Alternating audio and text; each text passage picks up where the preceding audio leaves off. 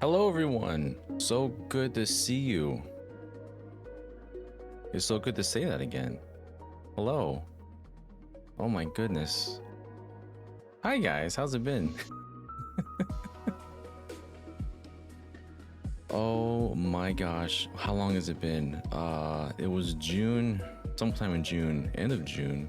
Been at least a couple of months since we've been here. How have you all been? Oh my goodness. And there's a hype train as before I even got here. My goodness. Hello everyone. I almost forgot how to stream. I was trying to figure out how to put this stuff together. I've been so used to just handling the post show and GVG cast for a while that I had forgot how to put some of this stuff together. But oh my goodness. Hello to Hobo Phoenix, Lockrin, Melon Speedruns, Pokeanime Matt saying good evening everyone. Hope you're having a good Thursday. Hope you as well. Zill Spirit, Sonic Sun was saying, Dan, are you looking good today? Well, thank you. You as well. I am sure. I am certain. Shellshock Prime. Blueberry Nat saying, hope you're doing well, Daniel. Missed you. I missed you as well. AxeCon is also here saying, hiya. Freaking Positron. Why Thursday?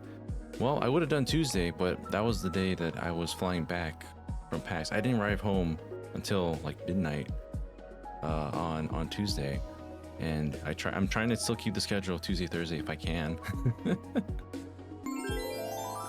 Oh my goodness. How does everything look? How does everything sound? I finally removed the little box. Wait, the box that's usually like right there. That's just a blank box. I've done a few things in my time away. At least in the background. One thing being... There's I think a single new emote showing right now for everyone that wants to say hello or goodbye. Either way is good.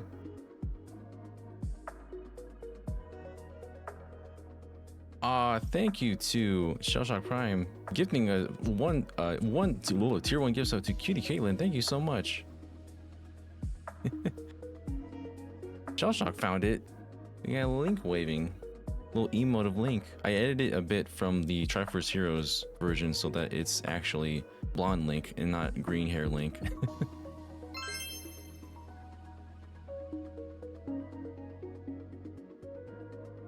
But thanks so much for being here. Melon Speedrun saying hello YouTube. Am I on YouTube? Well, I had to check for a second, make sure I was on Twitch. I think at some point I might be able to do dual streams on YouTube and Twitch. I was talking to Miss Fushi while we were at PAX, which I'm going to be getting into all that soon enough. I'm just acclimating myself to being back here again. But she mentioned that you can do... It's not too hard to dual stream from YouTube and Twitch, so maybe I'll do that at some point. Maybe for some bigger games at least.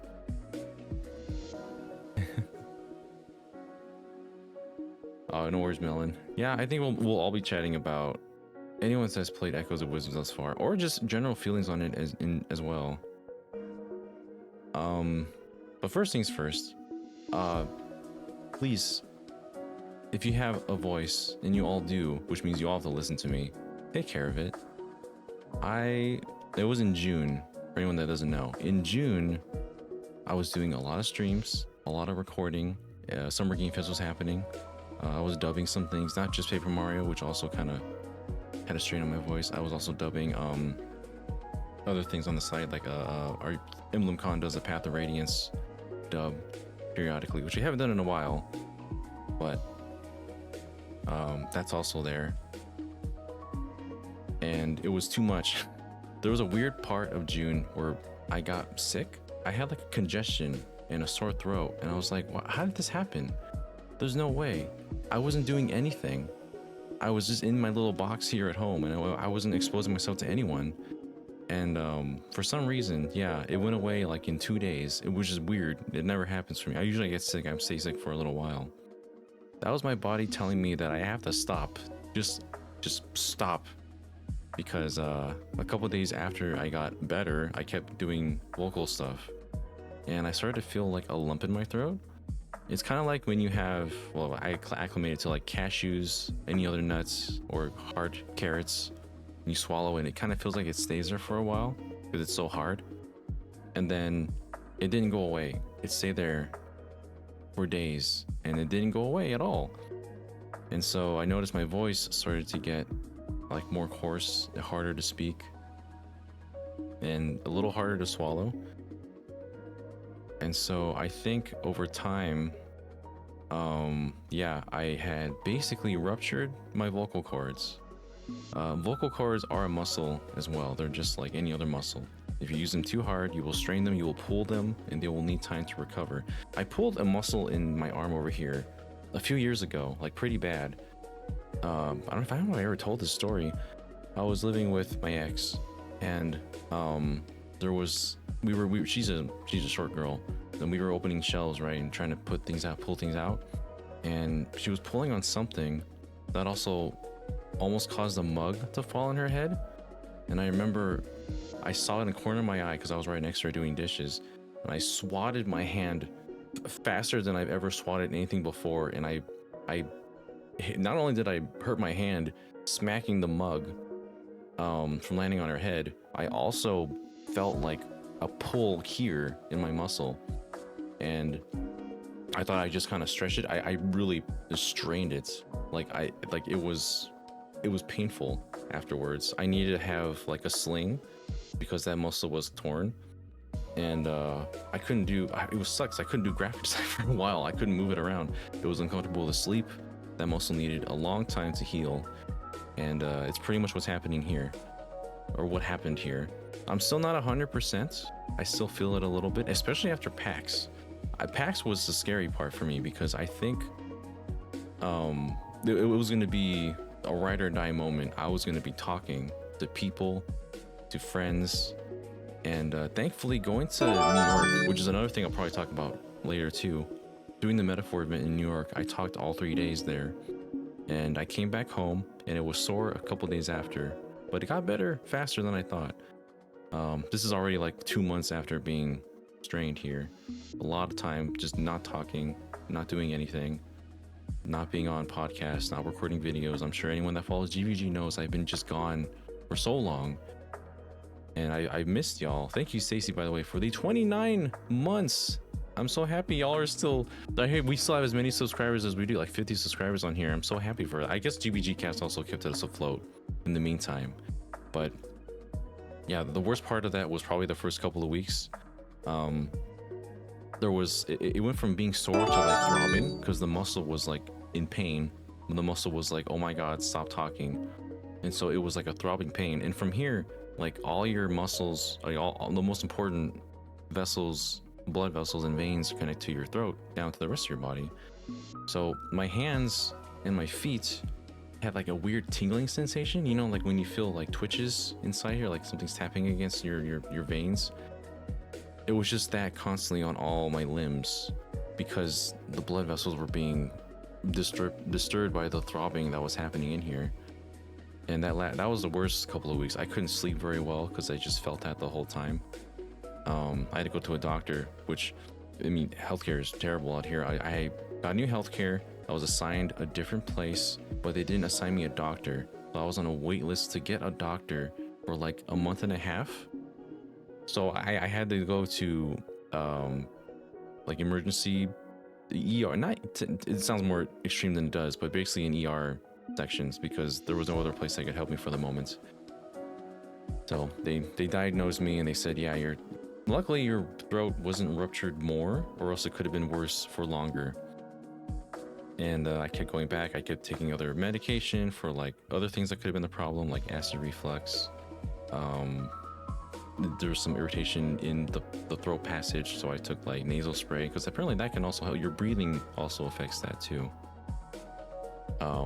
But yeah, oh my goodness, there's a lot that went into that. I won't go into that for much longer, but that was it. And you also want to make sure that you hydrate. And I know I've slacked on this for a very long time. We finally have ticket redemption for hydrating. I made that a thing so that y'all can tell me, hey, There it is. Oh, it's so small. Hold on. I need to make that a lot bigger. Pikachu! Hold on.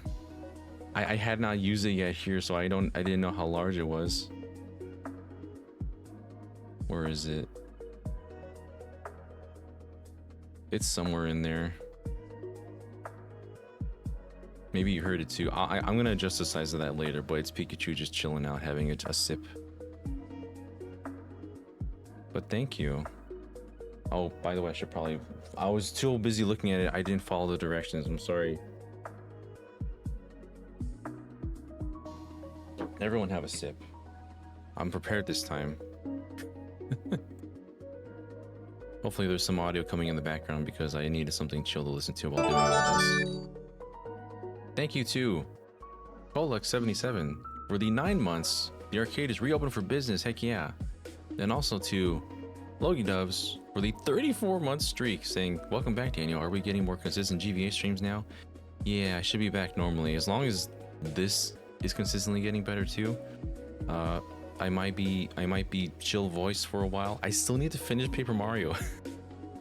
Paper Mario The Thousand Year Door on Switch remake is on the final chapter, and I haven't completed that yet. We will do the finale next. I was thinking of doing it today, but so much stuff has happened. I haven't updated with anybody. PAX happened, and I hadn't been able to just update everybody on what's been going on. So I'll probably be low energy, low voice for a while. Friend of the channel, Bo Bridgeland, who does voice work for things like Pokemon Masters, Genshin Impact, Fire Emblem Heroes. Friend of the channel. I've interviewed him at EmblemCon sometimes, and I reached out to him because obviously someone who does voice work would know a bit better about my situation. And I learned some ways to take care of my voice in the meantime. He told me that, actually, I was surprised about this, and it makes sense once I think about it. If you whisper like this, like it's ASMR, that actually uses more throat muscles and tightens it more than if you were just talking a low voice like this, and you just talk lower instead of whispering. This is using less voice muscles. I was doing a whisper like this, and I didn't know that before.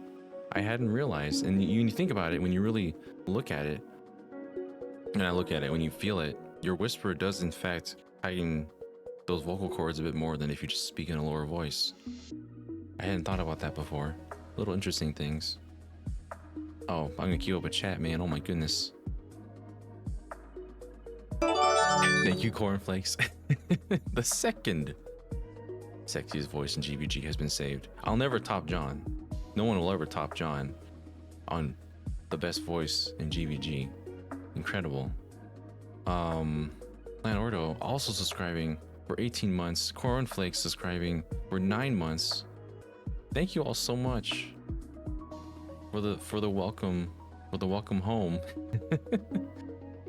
Jacomon, glad to see GVA is back. Hope you're doing well. I'm hanging in there.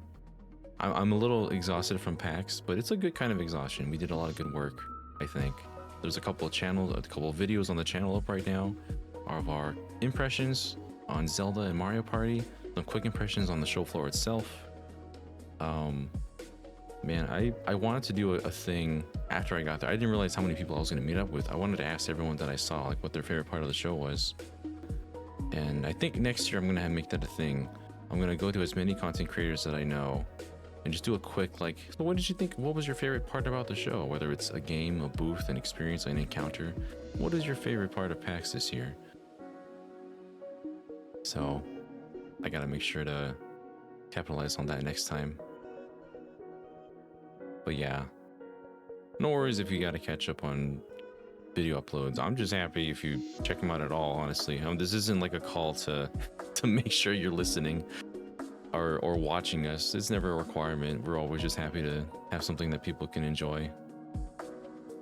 I will definitely, oh my gosh, there's a lot happening here. Let me get back to, did I say hello, Hero Teddy? If not, hello. I've been so happy to see you and everybody else here today. It's been very, very nice to see everyone chilling out. Look at us says the only reason he knew that is because he trained voice since high school. It's not common knowledge. I didn't realize that either. Little things like that, and little tricks. I need to buy like honey sticks to keep my voice okay. And I promise if I start to feel sore, I will let you all know, and we'll keep the stream kind of shorter. It probably won't be a long stream anyways, depending on how much I want to yap today. Vidron is asking, have I played ZZ and pulled for Jane? I pulled a bit for Jane. I did like maybe 40 pulls. I didn't get her.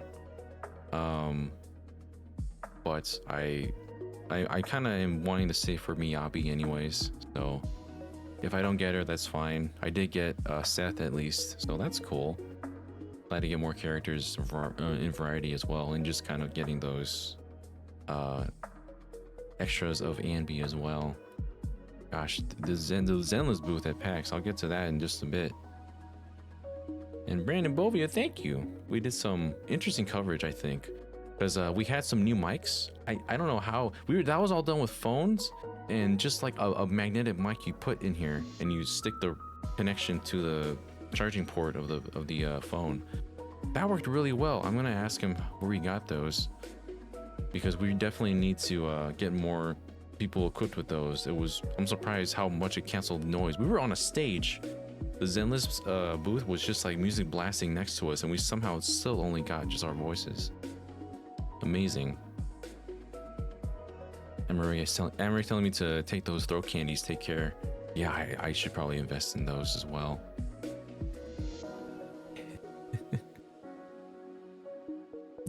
The co-founder of GVG, who is a Xenoblade character, John No Blade Chronicles. Yeah, you know, it's been nice to been doing more videos again. I made my grand return with Metaphor, of course, and then I told myself, because Tales of Grace's F Remastered was revealed at the direct that happened right before. I released the Metaphor video. Then I thought to myself, do I really want to do this before PAX? I got a pack for PAX, and I said no. I have a problem. I'm gonna just talk about Graces real quick. And funny enough, the Graces video did better than Metaphor. One that I did in like a day did better than this video I stressed out about for weeks to do right because of Atlas and embargo and everything. So, oh well, I'm glad I did that first. I don't want to think about doing a Tales video right now because I'm tired. Although I do have other videos to do right now. Soy Sauce Asian, hello! It was so nice to see you at PAX and hang out with you. There's a lot of you in here I still need to meet as well. Hopefully when I go to a PAX in another location, hopefully PAX East, I can see more of you and hang out. Because our meetup was fun. We had a good time doing that. We always have a good time meeting up with everybody. Miyabi is in Zenless. Can't believe they're doing a Xenoblade 3 crossover. Phoenix started a Fire Emblem Awakening recently. Second favorite Fire Emblem game, and you are enjoying it. I don't know why I said thank you. I didn't make Fire Emblem. I was gonna say that's awesome. Awakening is definitely a good place to start, or you know, get into very early into your career of playing Fire Emblem games.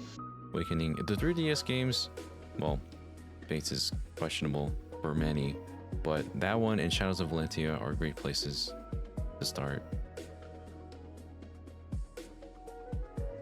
Yeah, the sizzle reel we did was fun, Jacquemon.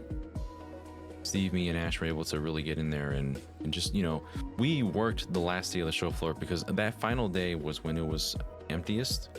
And I'll go in order of stuff I did very soon, but I'm too fixated on just chatting with you all still.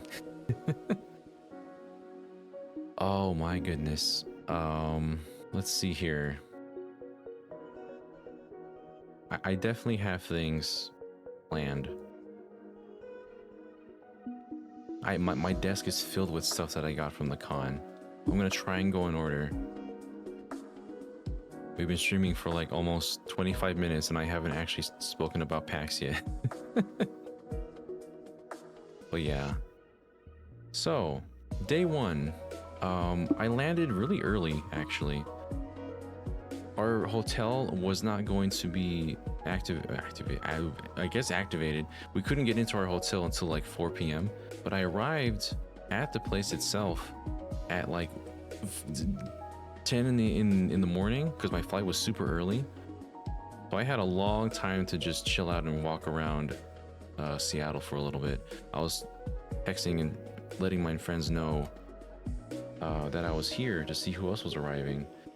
Kind of just wandered around a bit for the first hour, 2 hours with luggage until I finally checked that in.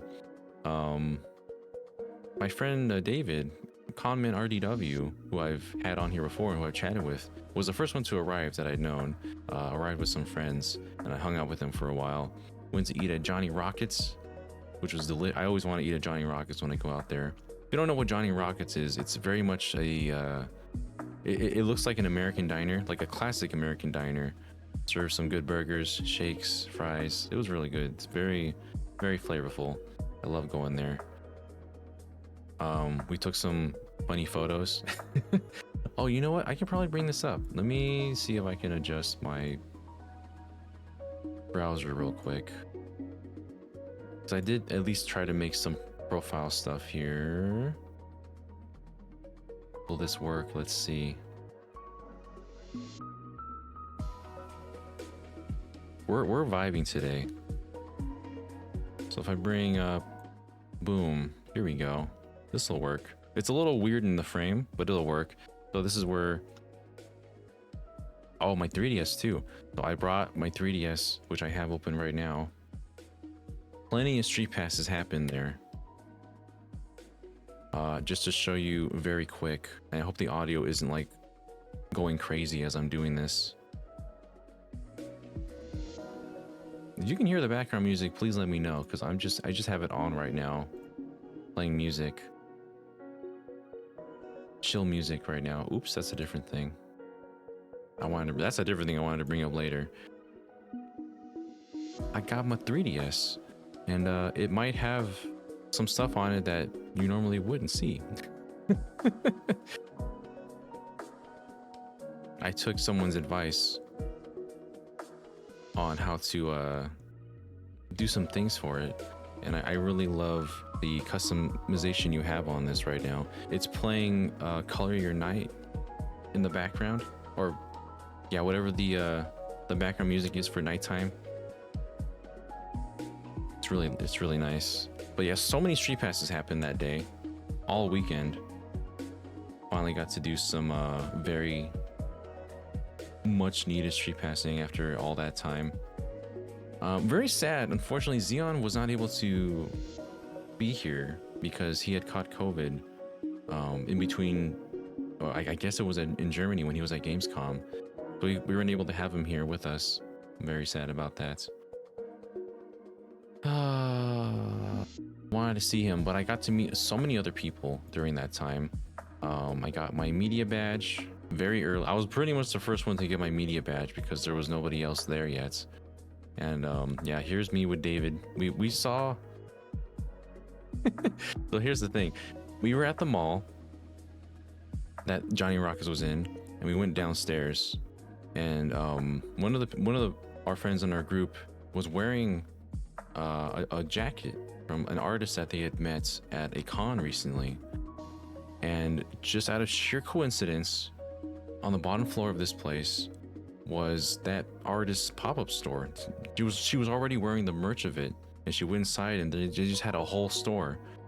I didn't get any more photos of inside, but they had like a photo op area, so we took some very cute pictures. Both of us took really nice ones, and then we took one together because we had to match the vibe. We had to chill out together, for sure. That was really funny. And really weird coincidence. That was awesome. And yeah, we were spending pretty much the whole evening together. We have gone to Pike's Place. If you don't know Pike's Place in Seattle, it's like a pier and a marketplace with just so many people just bustling back and forth. It's so chilled out. it's such a vibe. Like, it's different from over here in the big city or just in other suburban areas where it feels like people have to be somewhere. They're rushing back and forth trying to go somewhere because they're always in a hurry. But over at Pike's place, it's like people are going places, but it's not like a rush. It's like they're just doing, you know, day-to-day people stuff. And we got some food from there. One of David's friends, Al, he got an apple, like the juiciest gala apple he ever had.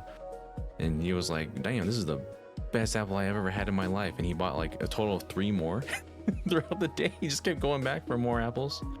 I got a half-pound snickerdoodle cookie. It was delicious. I wish I went back for more.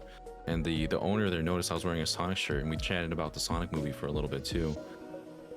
Just a chill vibe, man.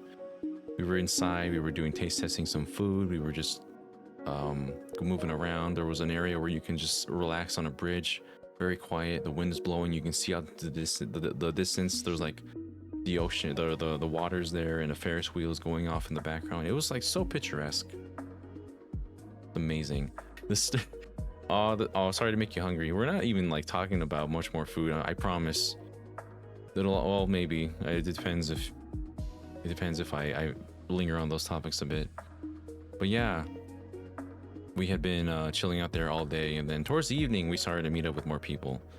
And that was, oh wait, we also went to the biggest gum wall in the world. And so I don't know if you saw this on Twitter, I left my mark on it. So this is my business card, and this is the wall of gum. This is all used gum. Used gum. There's that wall, there's that side of the wall, and then there's the other wall that's opposite from that one, and everyone sticks their used gum onto these walls. And yeah, I stuck my business card on there. Who knows, I might get a message at some points. This is located in Seattle in Pike's Place, the largest gum wall in the world. It's interesting. It was the first time I had ever seen it. It's an attraction. People go there to stick their gum on the wall and leave their mark. And that's probably enough of that one. Sorry. We do our best to put ourselves out there. Let me just pause on this frame instead. That's my gum, don't worry. The one that's on there is my gum. But yeah, that was mostly the first day. I didn't get to meet up with as many people until we got to our hotel room. I stayed with Jess, who owns Zelda Universe, and Ash as well, who arrived very late that night because his flight was arriving like way in the evening.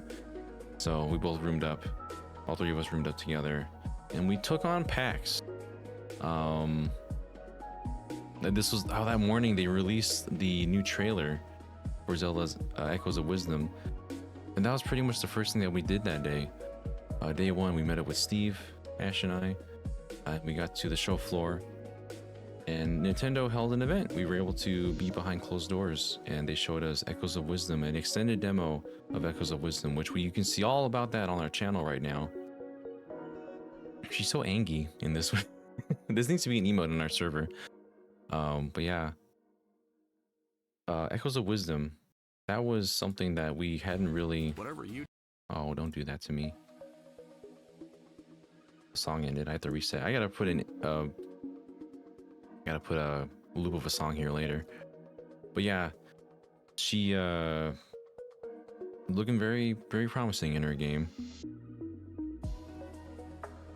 This is Planet Ordo was like, is this all the stuff Link puts up with? Gives me the Luigi stare vibe from Mario Kart 8, says Hobo Phoenix. It pretty much, I can see it. Oh, they should put this version of Link and Zelda in the next Mario Kart. That'd be awesome.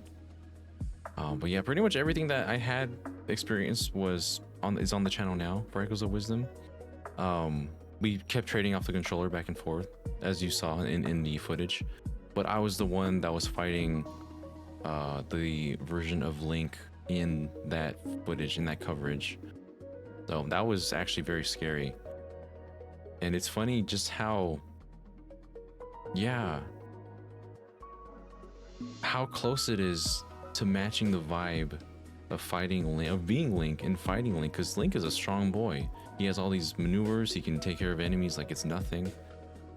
And it's weird. It's a weird sense of like you're now the enemy of Link. You're now the villain, even though you're the good guy. Weird. But yeah, it was funny how I ended that off with setting Link on fire. Oh my goodness. But that one was really great. And then we also played an extended demo of Super Mario Party Jamboree, which I can't say anything about just yet. We're going to have a video out on that soon. That's the first video I need to work on before we do anything else. Since Steven and Brandon covered Zelda, so I gotta get this one done by Monday, I think. So I'll start that very soon.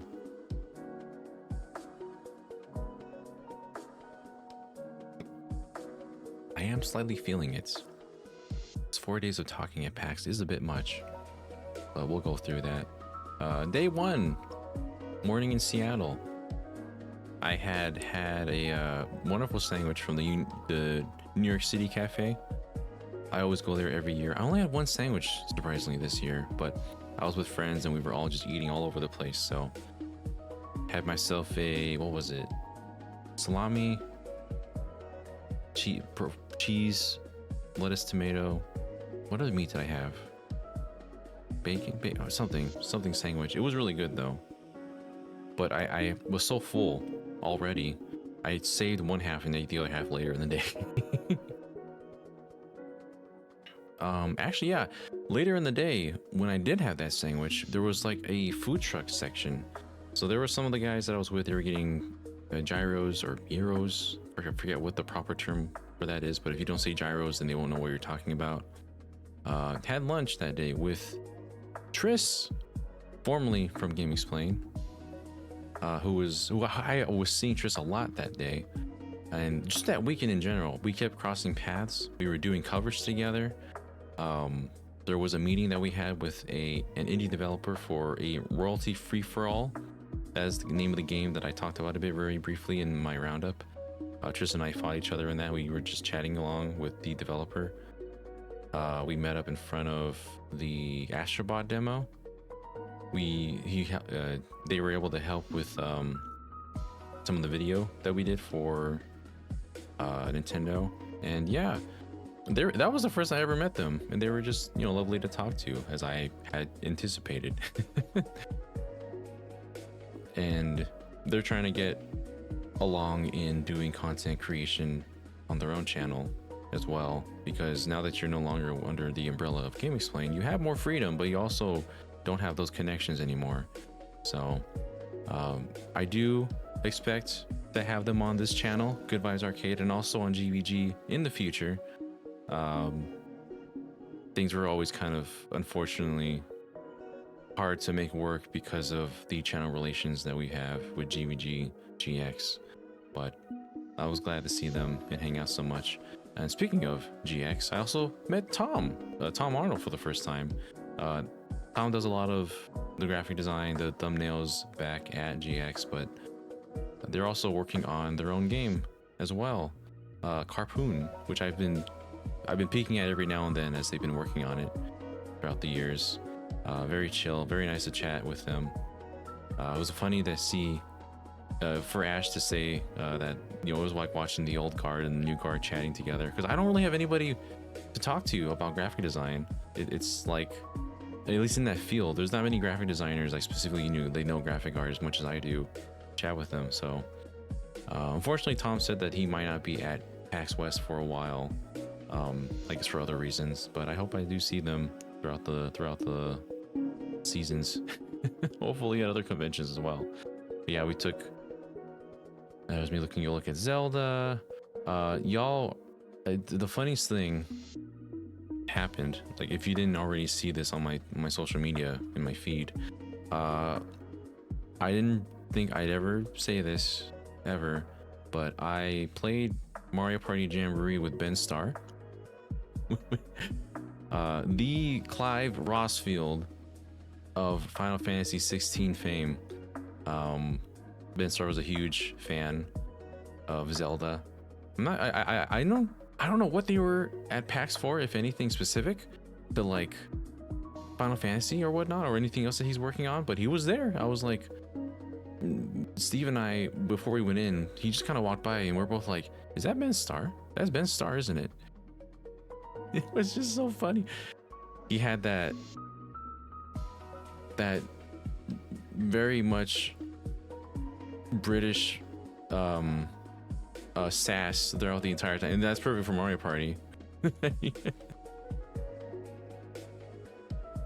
I wish a good game to everyone. F you all.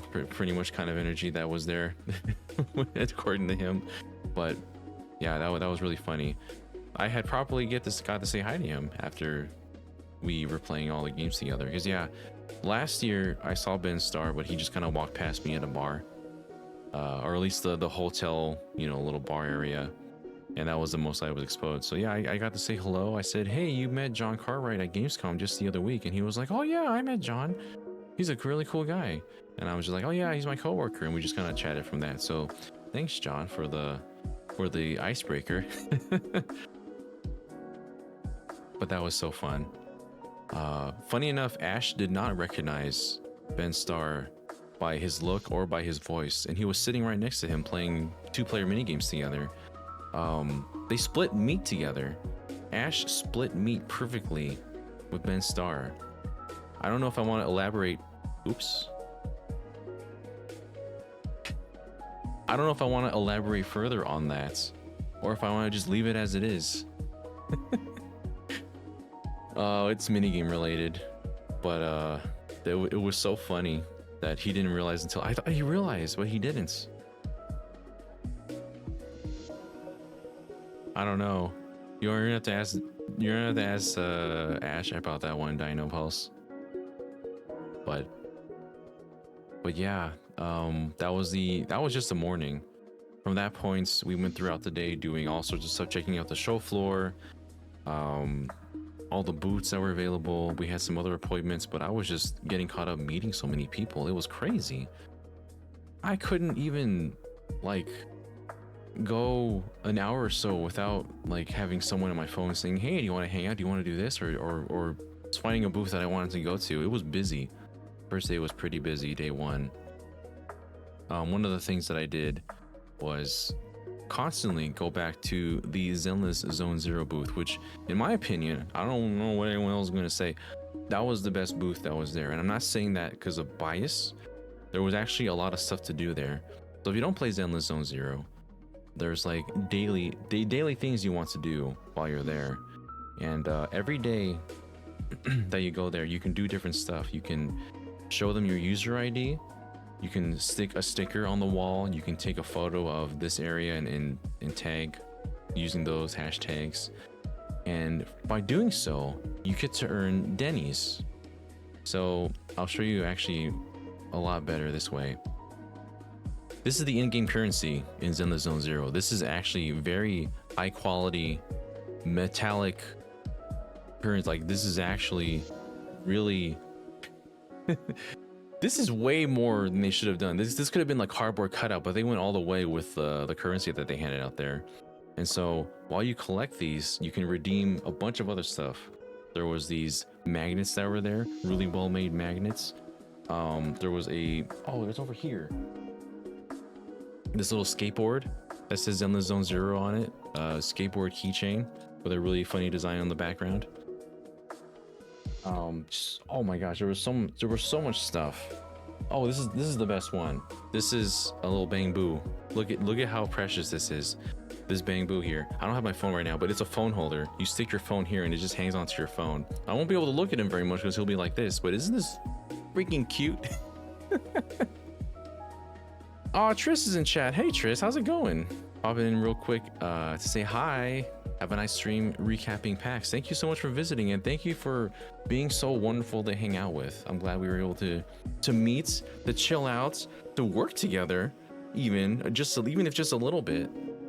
I wish all the luck and all the connections that you made out there. Why am I swinging this around? I hope that the ones that you reached out to will reach back to you, and that you can get your own personal channel up and popping. We will promote you, definitely. And I want to have you on here at some point. When Jamboree comes out, we're having you out here. Because I don't know if I'll invite you for Mario Kart, because they're a monster at Mario Kart. No, I'm just kidding. Whatever we're playing around at the time, we'd love to have you if you're available. I'm usually streaming at this time, Tuesdays and Thursdays, and sometimes other days, depending on when people in the roundtable also stream.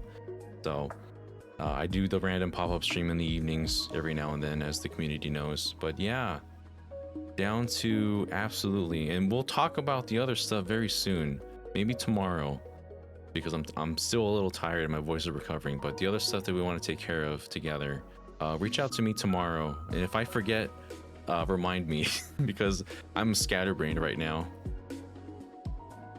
Hubble Phoenix saying Jamboree. Jamboree still doesn't sound like a real name to me. Have a good old Jamboree, everybody. Oh, it's so funny. But yeah, Jamboree is looking so promising. I'm looking forward to that so much. We took a photo. If I scroll up a little bit, I'll come back to the rest later. Oh, this is awesome. We were in front of the Monster Hunter booth. I took a photo on this. I don't know where the photo of this actually me on it is. I gotta post that also as well. I posted it for Brandon because I wanted to quote unquote make him jealous. But no, it's okay. We were there. We got the signing of the director of Monster Hunter. Brandon's dad. I think it's somewhere. It's definitely somewhere. But we got the photo. We got the signature. We're gonna send that to Brandon. He was here in spirits. Trust me. We wanted you to be there, Brandon. Someone else that Tristan and I met was, well, not for me the first time, but probably the first time for me, was Kid and Krista. They were having a panel that day as well, on the first day that we were there.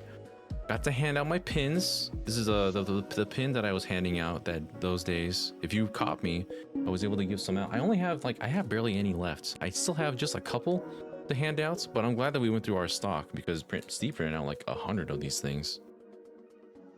But yeah, they did a panel real quick. We were chatting for just a while afterwards because they were super busy. Of course, we didn't want to take up too much of their time. Got to hand out pins to each of them. They're really lovely to chat with and to just talk to. We hadn't been able to properly chat since last year. Unfortunately, I felt a little unprofessional last year because they were at a booth that we both had appointments with, but we were just like swapping right from one to the other because it was their turn. Now my time was up. It was for Smack Studio, of which is also a kind of Smash-like game as well, a platformer fighter. And I was pretty much like, hello, it's good to meet you. I'm on your Patreon. Here's my card. I hope we can talk again soon. It was just such a quick meeting. I'm glad I was able to properly like chat with him this time, because there was just so much happening last time. And I missed their panel last year because our GVG meetup was at the same time as their panel last year. So I made sure to make it happen this time. It was funny because we were lining up for questions and I was going to ask a question and I was the cutoff, which was pretty funny, but it's okay because I got to ask him my question later. Oh my goodness.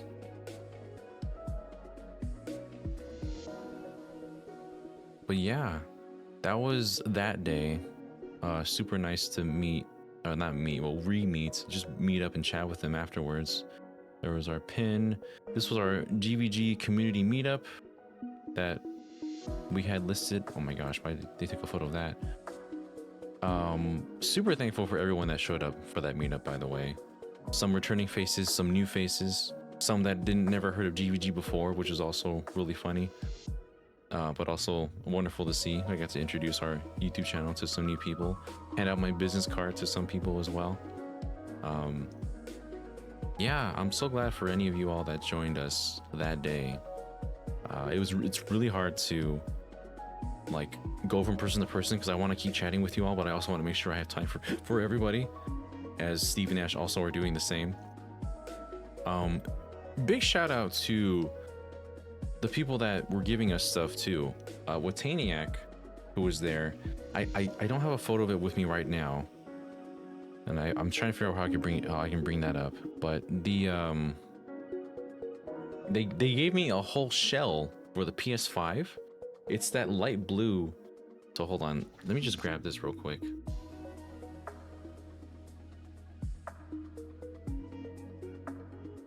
I'm not gonna pull off the entire PS5 itself from where it is right now, but they just so happen to have the same color shell for the PS5 as this controller right here. So now my PS5 matches this exact color of controller, and that's just so cool. I love that. I'm super I didn't deserve that, man. But I'm so thankful to them and to just the community in general. It was a fun meetup. Thank you for joining, Soy Sauce Asian. Caesar as well saying, speaking of which, it was real cool to bump into you and Steve on Sunday and chat with you two for a bit. Yeah, anyone that I had not met at the meetup, I'm so thankful I was able to catch you at another time, because I know people are busy, we're busy, popping back and forth, getting coverage, meetings, schedules and stuff, meeting up with other people. Yeah, thank you for coming out and saying hello. And even if it was just for a moment, I was glad to reach out to y'all. And you know, it's funny, like I won't name specific names, but like to go from my first year at PAX, and you know, some fans come up to Ash and Steve, and I'm kind of just the guy sitting there. It's like, and they say like, "Oh, Ash, I love your stuff. I'm such a big fan." And that was when I was just the guy that did the graphics in the background. I was on like 2 videos. You know, I did the Switch 5 minutes or 5 years in 5 minutes. I always forget how to say that name. I did that one video, and then I was on the GVG cast, or no, Today's News Tonight back then once. And so no one knew me. I didn't expect anybody to know me. So I was just kind of the guy standing there like, oh, hey. And they would chat with Ash or Steve for a while and then be on their way. And now this year, Steve and I are like chatting on a just anywhere inside the convention center. And then people will walk past, there was someone that would just walk past Steve or Ash and say, "Oh, you're Daniel from Good Vibes Gaming? Oh, I love your stuff." And it warms my heart. It makes me feel like the stuff I do really is worth doing something. And just to see them be like, "Oh, hi, Steve," or "Ash, you're also here. Hello, it's good to meet you." Oh, it's really funny. But like, I guess that's just it, you know? You work on something hard and then people recognize you for that, and it's just nice to have that recognition over time. But oh, it's a lot too, because you have a lot of people that are, you know, just kind of, they're now expecting this sort of thing for you. Not expecting, but you have this like standard to meet for yourself. And I think that was the problem at first, was just a lot of that imposter syndrome when I first joined GVG and started to actually make videos. Like, there's these guys, these 5 of these guys who've been working with so many years of experience between them, and I'm just the guy that came in, started making graphics, but also knows video production. So being able to kind of squeeze in with them all, I know I bring this up every now and then, but it's just a thing I have to get off my chest every now and then, I guess, to continue to validate the fact that I'm here. I believe in myself. This is a lot better than what it was before. I used to always be kind of down on myself because I'm just like, I don't know if I can fit in with these guys that I've been watching for all these years. But I'm glad I'm at the point where we are now. And these meetups always help to make me realize that, yeah, the stuff that I'm doing, like, they matter to people, that they reach out to people, that they can be exactly what those guys were for me back then, which was just, you know, maybe they've had a long day, or maybe they're in the middle of a work day, and doing something like that can help, you know, bring some peace of mind or help them relax or de-stress after a long day. Because I know how that feels way much more than I wish I did, because I would be super stressed on some days before then, whether it was school or other full-time work that I had done. And yeah, to get back to that is always an amazing feeling. So thank y'all who've always ever said something kind, whether in person or in chats or in comments or anything. That does mean a lot. And that's pretty much what in Good Vibes Gaming is, you know. Because we're not one without the other. It's a back and forth sort of thing, you know. So I'm sure all the other guys would say something similar.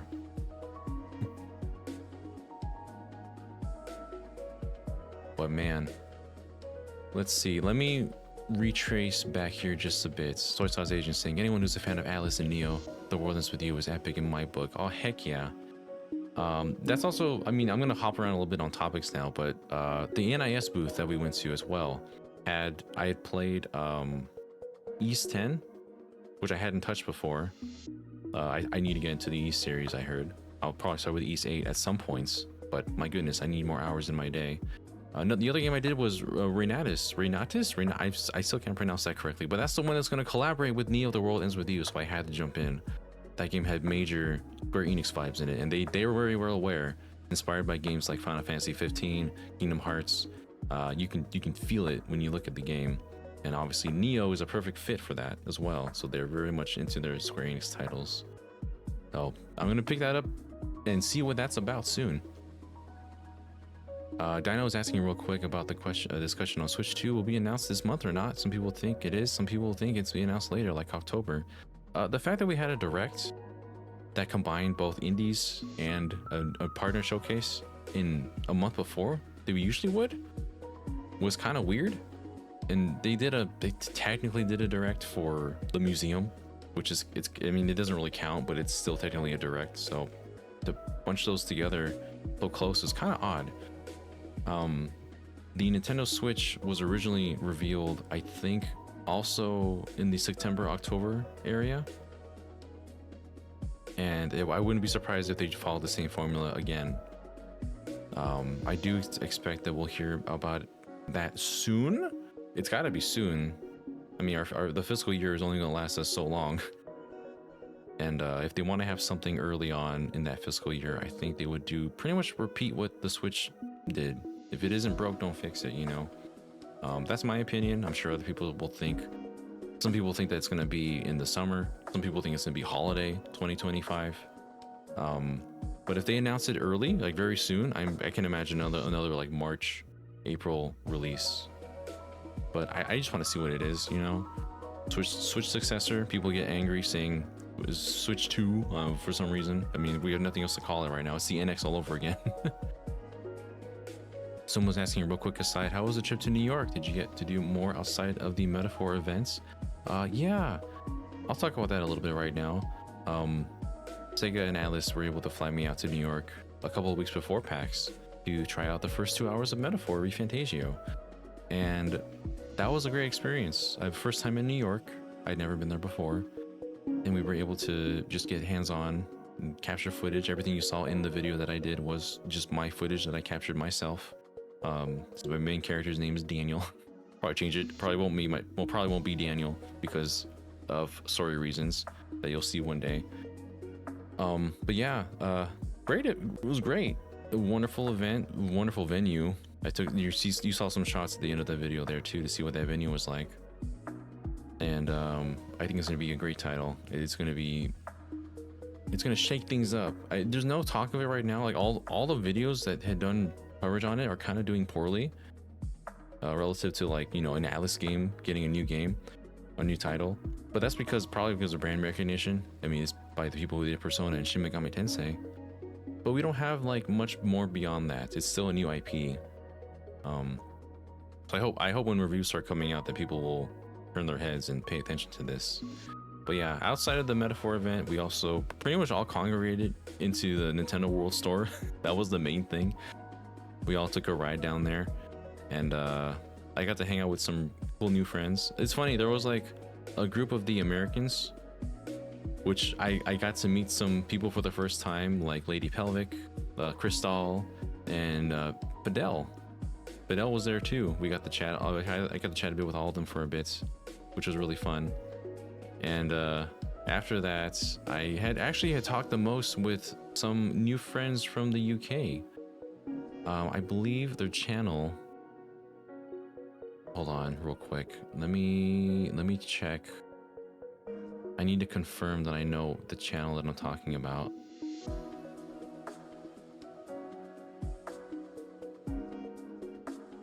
We're gonna do a shout out here. Chocolate Kieran. Oh, I think I spoke the most to Chocolate Kieran. Kieran was really cool. Shout out to you, Kieran. I miss you. We chatted the most about Shin Megami Tensei and Persona and all that because they're huge huge Atlas fans, and Metaphor is looking very much appealing for us, for both of us. So we chatted a whole bunch there, and I kind of just squeezed into their group, all UK. Right, I was adopted into this group of like 6 or 7 people from the UK. We had ramen that night. They mentioned how New York at nighttime was a lot like London. So I basically visited the UK while I was in New York. That's basically that feeling. I was the one American with this group. It was really funny, but they were all very kind, very much. Just let me into the group. And it was funny because someone in that group, I hadn't realized that I was talking to Caddy's sister, Kid Icarus's sister, because she had mentioned to me that, oh, you're that guy that did a stream overlay for my brother. And I was like, wait, who is that? Like, oh, Caddy. Because I do on Twitch Kid Icarus's overlays. And I didn't realize until then their last name is Caddick. And I was like, oh my god, I should have realized that from the beginning. What's wrong with me? That was so funny. But yeah, we were just hanging out for the rest of the day. I bought them pizza because we were at a per diem, so I was just like, whatever. I'll buy them whatever pizza they want, and it was so funny. To just chill out. We had some good food. We had, oh my gosh, Russ and Daughters. If you ever go to like Eastern Manhattan area, go to Russ and Daughters for the most amazing bagels. I had like a garlic bagel with, what was it, pastrami salmon or something like that, with amazing cream cheese. It was incredible. I couldn't even eat it right away because we were all eating everywhere. We were having shakes and other food that we probably gonna bloat ourselves with later, but we didn't care because we were in New York having fun. I had that bagel on the plane. It was amazing. I want to go back and have some bagels. Sorry, this turned into more food talk. But yeah, that was pretty much the whole New York experience. That was a great time. That ended up being a longer topic for me to talk to than I expected. But I had a lot of fun. I was traveling. That was my real test of my voice, because like I hadn't talked that much since I had gotten sick, and I was glad to be able to converse with new friends, or else I would have just really missed out on a lot. But yeah, I'm just really excited to be able to do this. Oh, I see now. Saw the notification message. I was like, oh, GBG cast is still happening early today. Very early. Oh, maybe that's why everyone was saying it's early, isn't it? On Thursday? It's saying GBG cast. This is just me chatting. But yeah, let me check this real quick. Super Paper Pokemon is asking, speaking of Yoko, do you guys think she's still doing the Yoko Shimomura doing Mario and Luigi music? Yeah, but Yoko Shimomura was doing the Reynata soundtrack, which I was really excited for, and I could hear it while I was playing it. Like I could feel the themes that she works on, that kind of style. And I hope she's with Mario and Luigi. Mario and Luigi is like a series that's also he's been with for a very long time. Who's talking in my thing? I have to keep resetting this. But yeah, I hope we get to see her work in there as well. I don't want to imagine a Paper Mario without her.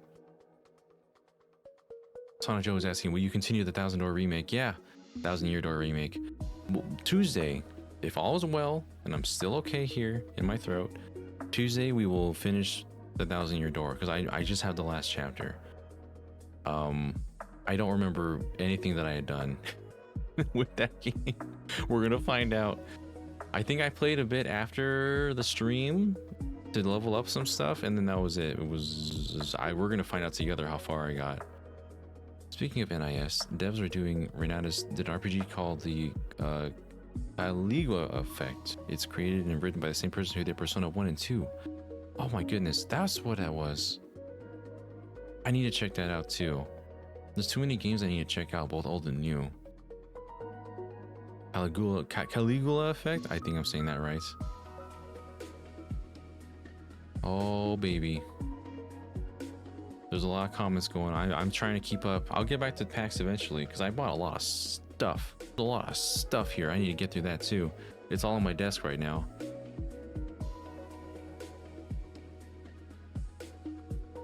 Yeah, the fact that we're getting news on games out of the way, trailer wise, rapid fire succession between last week and this week is the biggest sign something's coming. Yeah, we got the Mario and Luigi stuff very super, not too long ago too. The new look at Mario and Luigi, it looks so good. I'm so excited. Switch 2 is gonna break the internet. Says Haros Live. Hello, welcome. If I haven't said hi to you, I'm sorry. I forgot how to stream. This is just how my life is now. But I'm glad you all are here still.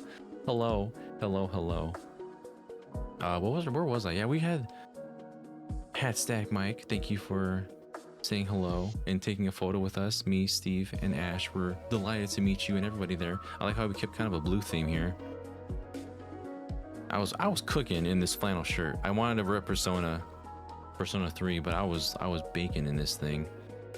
I have some more photos somewhere, and we have our group shot as well somewhere. I need to find where that went.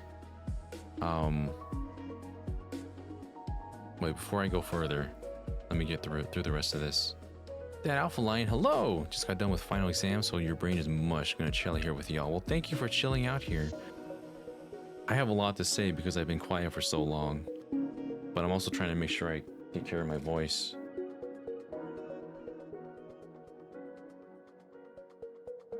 I'm gonna do this one to myself because I need to make sure everyone knows it's here. It's so tiny. I don't know why it's so tiny. I need to make this larger. I'll figure that one out soon. Which one is that? GVA alerts? We're gonna fix this right now because it's too tiny. Is that GVA alert? Okay, hold on. Let me test that again. Oh, I can't redeem my own thing again? I fooled myself. Well, that's my sign to hydrate. I did it myself.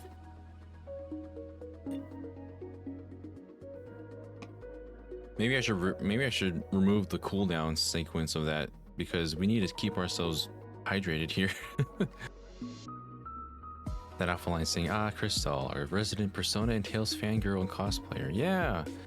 I forgot to see how excited they were of Grace's coming back too. It was nice to be able to talk Persona with her for a little bit and just, you know, all things Atlas. Daniel Alba, my favorite UK resident. That's me!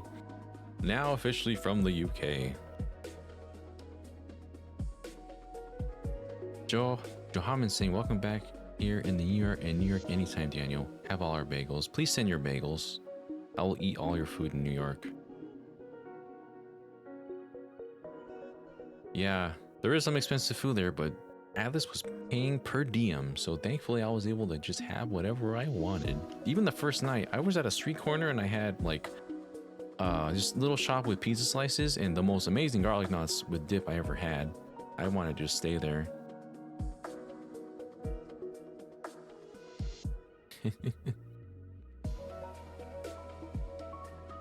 Oh man, it was really funny to see the same day that the Mario and Luigi trailer drops. Welcome to Concordia, and then Concord dies. That game's a travesty. It's unfortunate.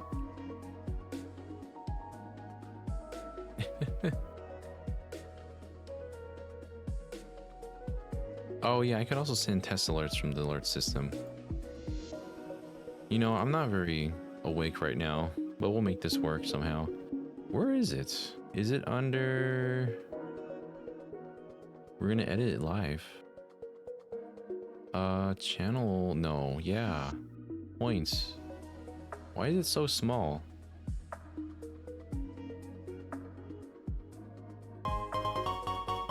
It's so tiny. This is like the newest one I've added in a long time. So we're gonna figure this out right now. Duration, layout. Where's the size?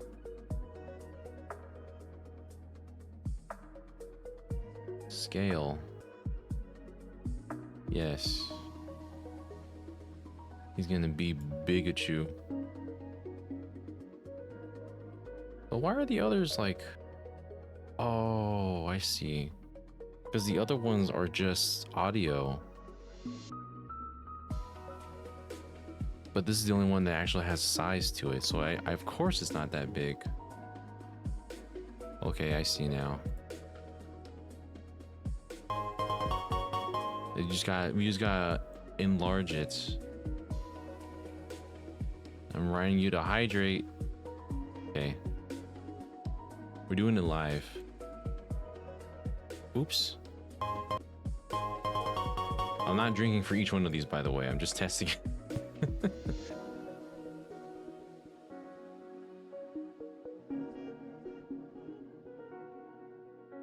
Is that a good size? You're gonna hear this a lot for a second. Hold on. I'm reminding myself to hydrate. Yeah, all the other ones in this group for alerts is just the sound effects. Like this one. Daniel, are you gambling again? Actually, do you hear those? Maybe it's too quiet. Daniel, are you gambling again?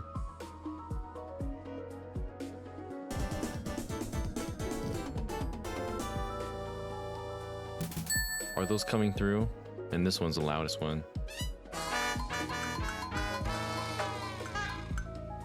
Okay. Thank you. One more time for hydrate. Reminding me to hydrate. Okay, that's good. We're done.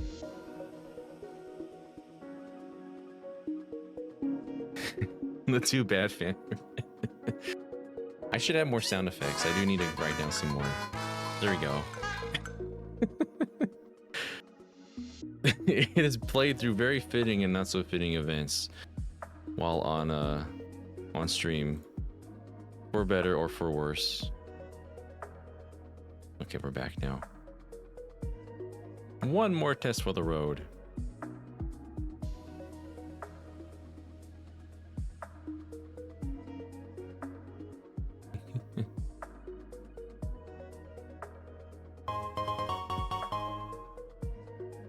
There we go. That's a proper one. So I'm gonna run out of water soon, but that's good.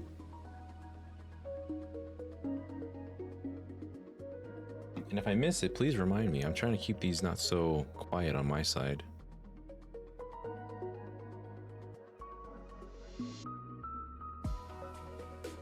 Bum ba da ba bum bum bum bum.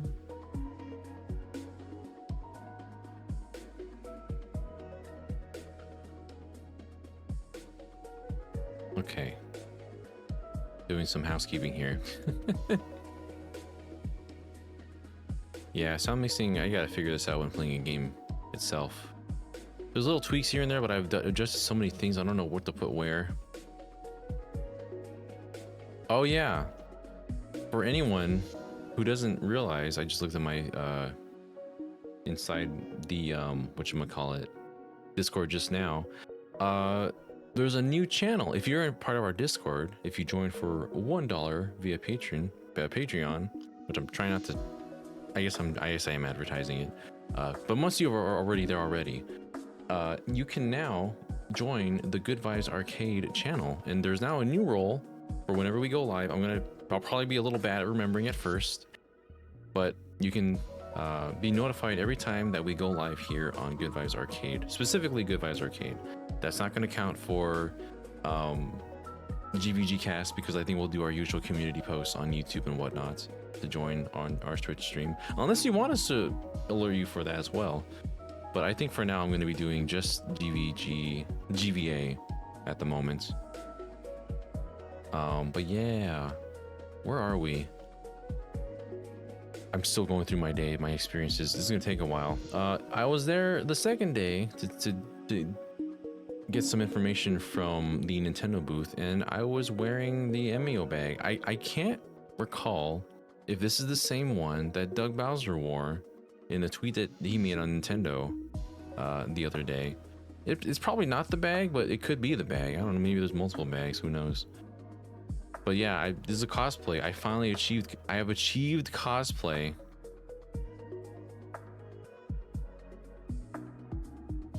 The GVA, the Game Boy, yeah, it's pretty close to Game Boy Advance, ain't it? It's very close. It may or may not have been intentional.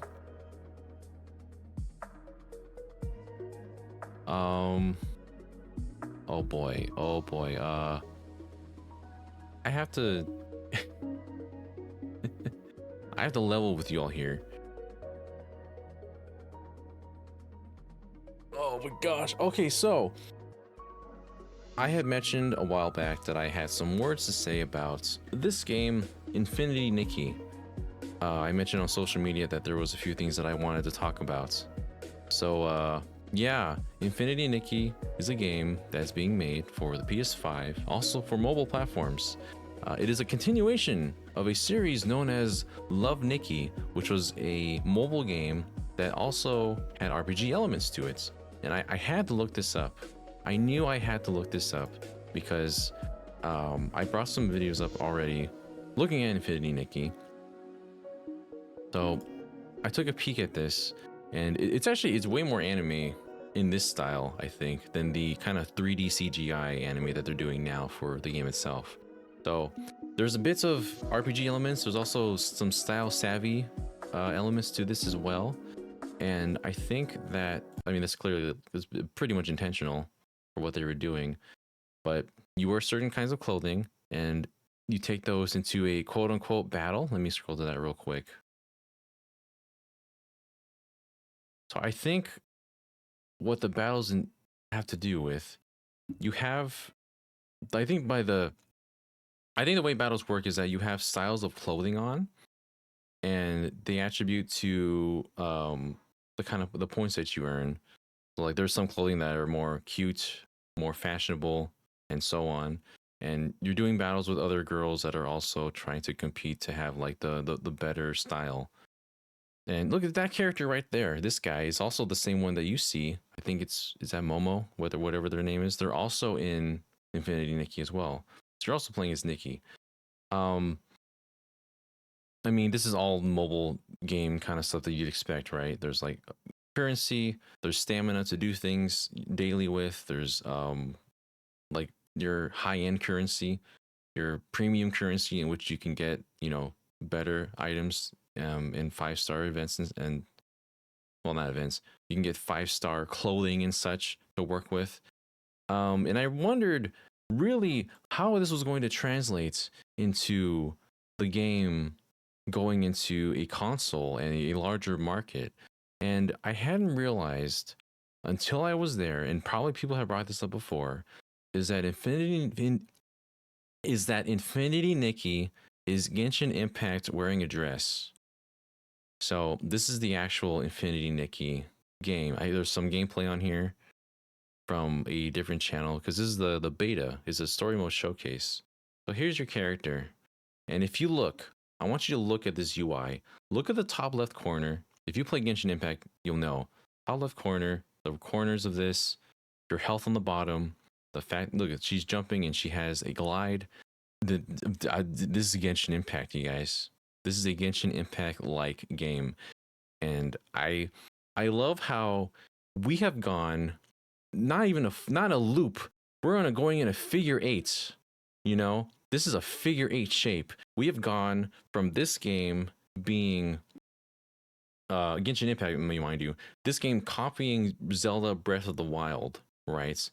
We have all seen this game copy Breath of the Wild and have claimed that it's taking a lot of the open world aspects, the gliding mechanics, a lot of the visual design was very much like that, right? And so at this point, I think Genshin Impact has solidified itself with enough of its own identity that we don't think about it that anymore. We don't really associate it with, Legend of Zelda Breath of the Wild, Tears of the Kingdom, because it's kind of done its own thing. And other games have also done their own things too. We've made it to the point where now Genshin Impact is the basis of which other games are now what they're basing their games on. And it's crazy because it's so shamelessly what Genshin does, right? And it's not just, I mean, the map, the corners, everything in the same positions, in the same places. The iconography even. the things that are different is that, you know, this is Infinity Nikki, and so when she does these different actions, when she hovers, when she floats, um, her abilities and her attributes will change depending on what she's doing. So like when she's hovering, she has a a different dress for when she's hovering specifically. When she's attacking, she uses like wind attributes when she's attacking enemies and whatnot. At least as far as what I've seen in the demo, there's probably a lot more to that, but this is just the basis that I've seen. Something else that's interesting about it is that she has different outfits to solve puzzles with. So you can assign, for example, the one you're seeing here, an electrician's outfit. So this skill right here, you can use it to fix electrical devices like this, for example. Like it's not just, you know, flashy dresses and skirts and whatnot. This is an actual worker's outfit that she can use to solve puzzles with. And there's other outfits as well that I'm sure in the game that you can use to solve puzzles and whatnots. And so, yeah, this was in the demo that I tried over at PAX as well. It was in English over at PAX, but here's the original language. And a lot of us were struggling to hop on these lily pads, but yeah, you can see the glide is just a different dress. I wish it wouldn't just so starkly change from one to the other so suddenly, like a single frame. That's something they can probably work on before release. But you're collecting these items around here. There's not really any battle, but look, the dialogue boxes as well, like in the same places. There's when you're given the option to speak or do a dialogue choice, that also is affected. Maybe it's something down here. I'll find it. There it is. You're doing a dialogue option. It just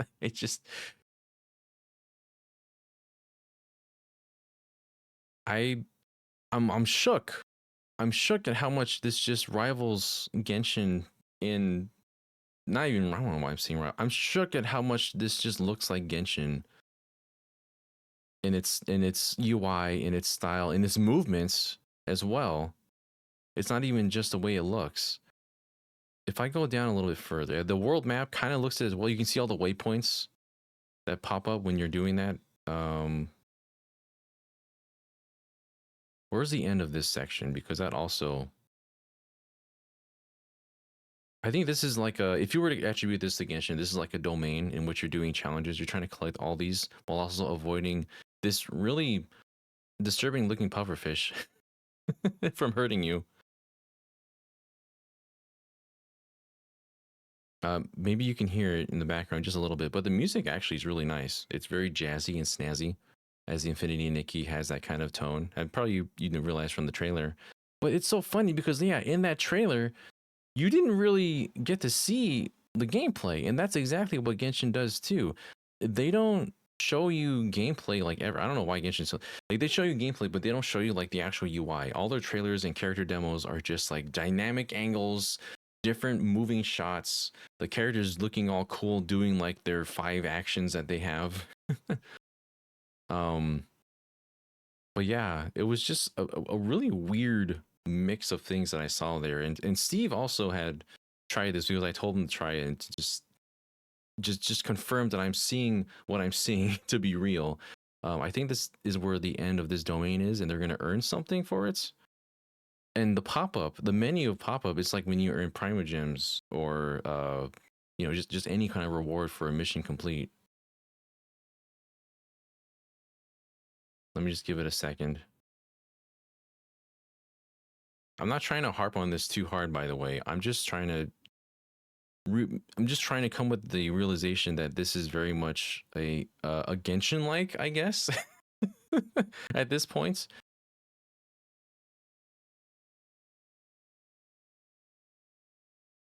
I gotta try and find out when they earn items. Okay, so show me the UI. The UI is the real teller here. This is warping to a different place. This is a quick travel. There's your objective. There's your time limit. You got to collect all these in a certain amount of time, and so you're platforming. Not too different from certain events or certain things you have to do in Genshin as well. And when you reach the end, yeah, I'm gonna reach the end of this mini game.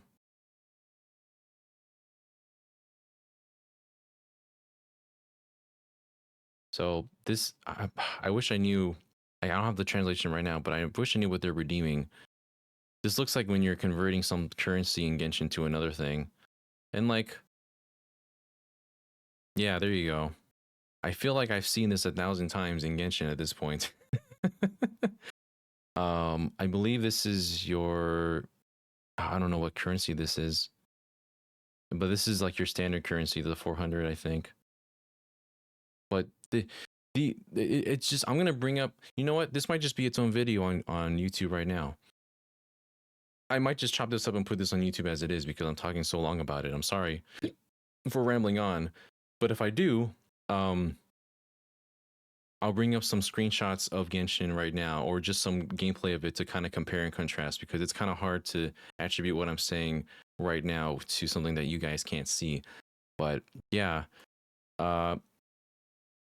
it's funny because like I took some video as well while I was there. I don't know how much they allowed us to take video of on the show floor, but I did take. There was a screen there that I was able to take some video of it while I was just kind of waiting for Ash and his partner to no Steve and his partner to do the demo. But yeah, that's Infinity Nikki right now. Thank you to Gamer Corner for letting me, not letting me, I'm kind of just using your footage right now. I'll credit you if this does become a video. But yeah, uh, it was fun. I think it was entertaining. You could see where the gotcha elements are because when I went up to the main menu, there was like 5-star dresses, 4-star dresses, 3-star dresses. That all is pretty much what Nikki will be applying to these different gotcha elements. So yeah, I was yeah, this is a 3-star outfit. So I'm pretty sure it's just like for basic coverage and whatnot. Like that some dresses will just be made to interact with the environment. Pretty much how like different elements are made to act with the environment in Genshin. Like light torches, activate electrical devices, put out fires and whatnots. But yeah, it, I'm curious how the reception of this is going to be once more people realize exactly what kind of game this is. But yeah, that's Infinity Nikki. I'm curious to see more and to see just how hard they go in to this aesthetic, because the Genshin like is really a thing now, and to see where it goes from here, that's gonna be fun.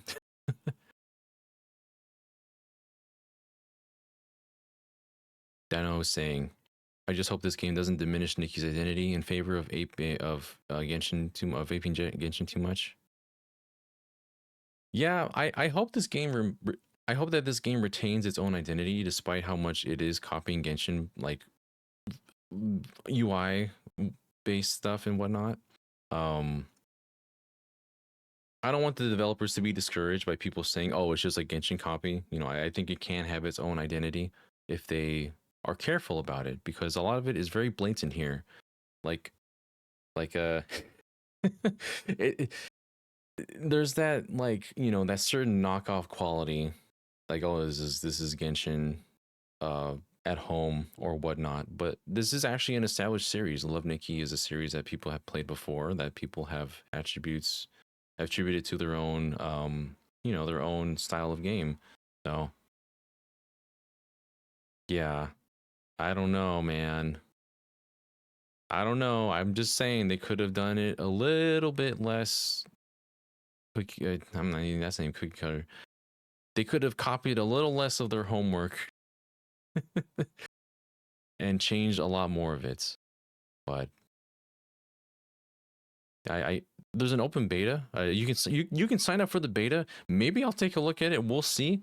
I was just shocked at what I saw, and I'm surprised that not more people are talking about this. So we'll see what happens. Music's very nice, that's for sure. I definitely enjoyed what I heard of the music. I might timestamp that a little. I might timestamp that here because I'm curious to see if that could be its own video at some points. Because I talked about this with Steve for a while. It's just like Genshin. Ooh. Anyways, at least they had a nice booth. I took some nice photos with Nikki, and I toured with the stamp cards, and I got a nice bag out of it. So can't be all that bad.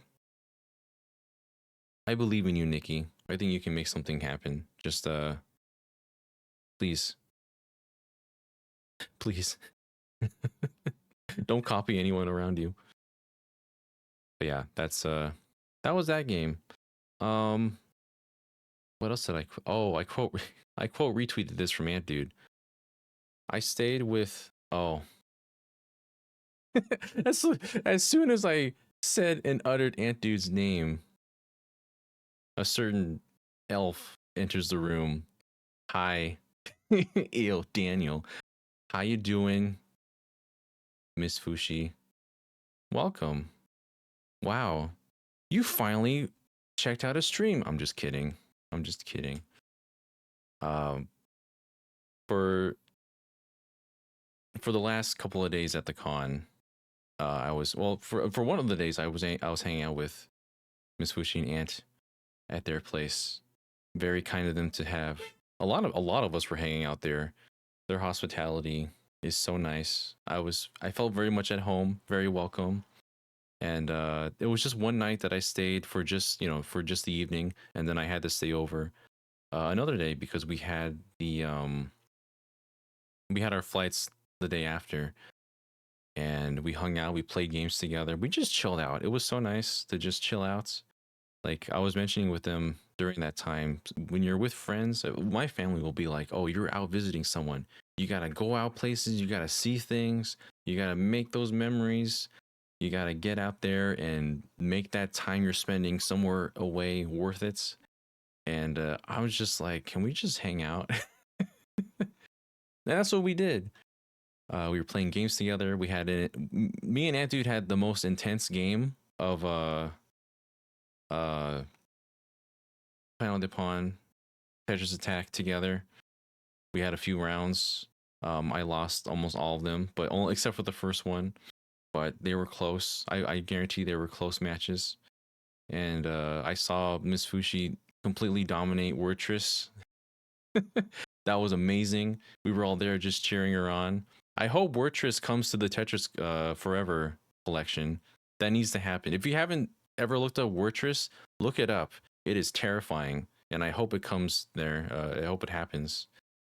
But yeah, we were having a good time. We were playing a bunch of games. We played a bunch of Mario Party. Everyone hated me because I was playing Mario Party. I told Fushi you should try Wordtress on stream. I would be there all the way cheering you on. That's why I hope it comes to Tetris Forever, so more people can be exposed to this. If you don't know what Wordtress is, it's as absurd as it sounds. But yeah, had some good food together. Oh, Brahmins is asking, was it Mario Party 3? We played some Mario Party 3, some Mario Party 6. There was some Kirby Air Ride. One of her friends was hardcore about it. I made her angry like all night. Because of the way I play, I guess. But it was still fun. It was all in good fun. Yeah, Ash and I were there for most of that evening after all the dust settled from PAX coverage.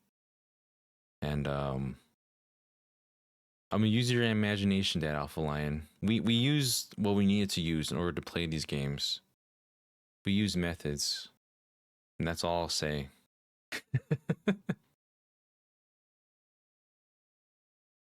But yeah, we were also talking about how it was nice that different communities that rate each other, they kind of mix and match with each other. So it's fun to see Fushi's community here at Good Vibes Gaming, and then our community over when we raid their streams, of which I hope you enjoy the rest of Sonic Adventure, because that is also my favorite jank game of all time. One of my favorites, along with Sonic Adventure 2 Battle. That's the one I first played in 3D because I came to GameCube first before Sonic Adventure DX. Man, I miss hanging out there. I hope you all had a good night the last night I was there. I'm sure Ash had a fun time. We always do. Had some great sushi at our final little get together before most of us had to part ways. And yeah. PAX is always so fun because I mean, part of it's work for us, but also just getting to meet a bunch of people and hang out with people, meet new friends, see some old ones. And yeah, I got so much stuff. I got way too much stuff from PAX. I tried to get Ash a little hat. I can't show the code, but this is a Fangamer code for free shipping because they ran out of the little beanie hats that Phoenix will wear, the one that says Papa on it with the smiley face. I went to Fangamer. I got a Jack Frost doll. I should probably change this screen so y'all can see. I got a Jack Frost doll. Yeah.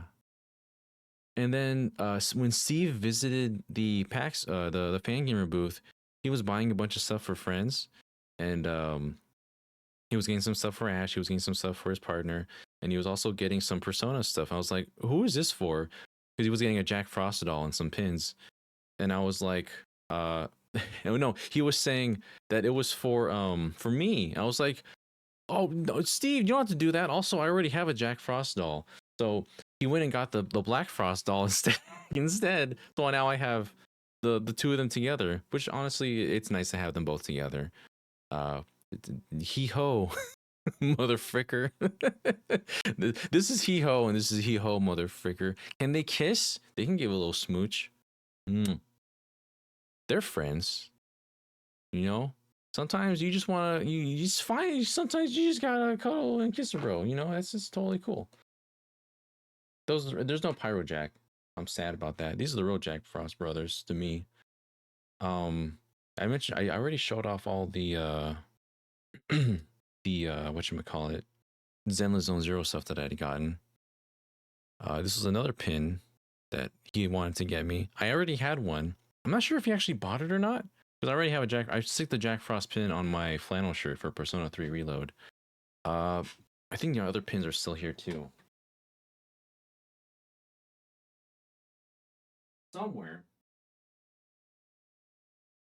There was too much stuff, I swear. Oh, it's in this bag. It's in this bag because we also saw we hung out with Devolver Digital for a little bit. And that was solely, they weren't on the show floor. That was solely just for connections, networking, seeing what kind of games we can cover as well with them. But there was some stuff in here. Let's see. So, on topic still, Morgana pin, the I'm not a cat pin. Steve also generously got for me. Thank you very much. I gotta figure out where I'm gonna put him. Let's see. Let's just pull everything out here. This is a montage of stuff I'm gonna share. Astrobot was there.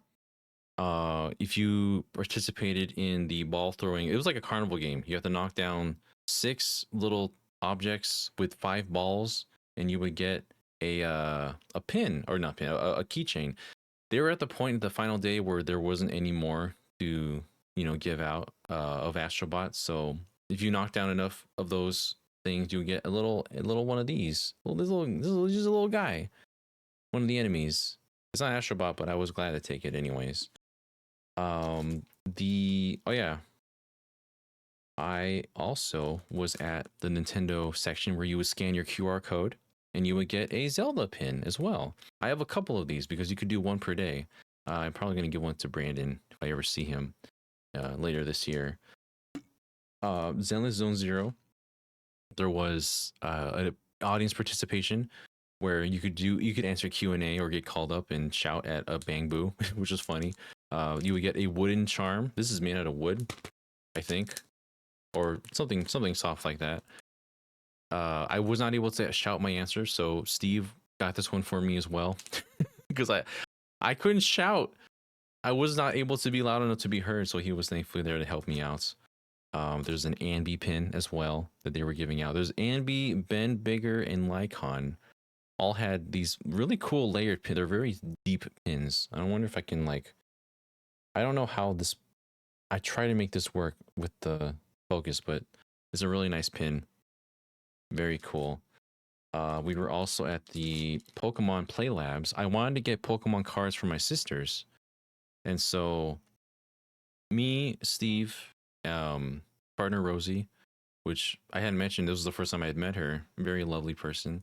We all went to the Pokemon Play Lab to play some TCG and also to get some pins and cards. I got one pack each for my sisters, so they really very much enjoyed getting those cards. They're always happy to get some.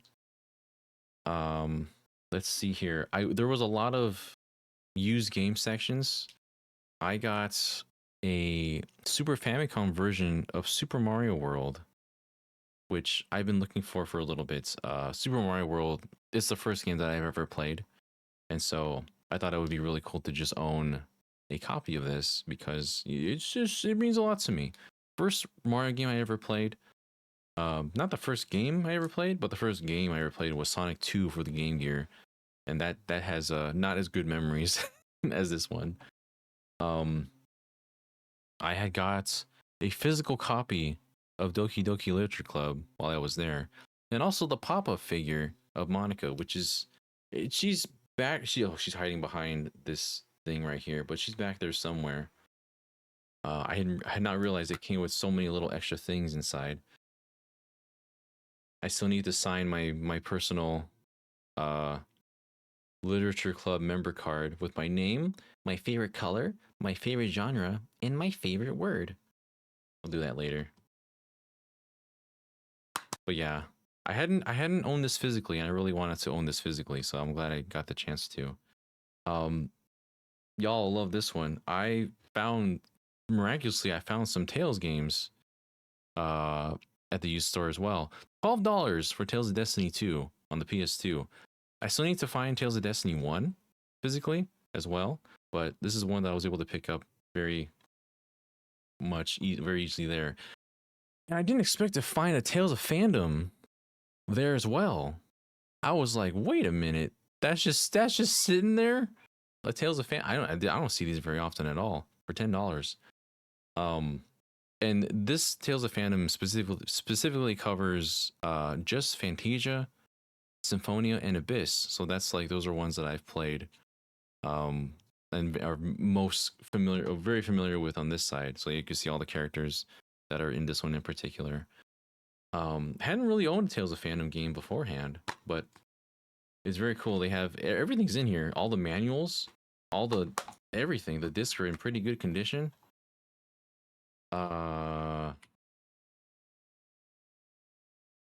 I can sign up for the Namco newsletter if I wanted to. It's probably not in service anymore. At least not this one. But it's so cool. I need to play more Tales games if I want to be the real aficionado in this sort of stuff. But yeah, there was just, oh my gosh, there was so much stuff that I brought home. That massive pile of stuff on my desk is so cluttered right now.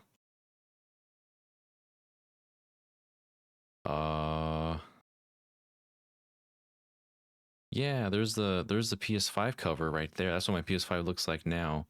There's the Monica figure, my Jack Frost dolls, the Bang Boo thingy. The fans. I have so many fans from this. I was like really just pulling myself down like all day. I need this now. I was dying out there. Oh, I forgot to put my music back on. Whoopsie daisy. But yeah, I think this is based on one of the records that you can get in. Oh, what's one of the graphics in Zenless? Zenless has so many graphics, it's insane. But they have a little keychain here as well for Zenless, which I might attach to something else soon. What else did I have on here? What else is showing? My badges here, the pins, the merch, the prints. I couldn't even bring everything home. I left the Infinity Nikki bag and print with Miss Fushi because I wasn't gonna be able to put it in my bag without crushing it. Everything was tightly packed in there. But yeah, it was great, man. It was a good time. Got to chill with everyone. Got to hang out with friends and just my family, man. They're all my family. I wanted to have a good time with everybody. PAX is always one of my favorite times of year because I can just get away from here and actually hang out with people that appreciate me, you know? It's fun. But I probably won't go crazy with merch like this again. I use a different suitcase, which is a lot smaller than I realized, so. But yeah. And then there was the whole thing with New York. I already mentioned everything that happened with New York and Metaphor Refantasio.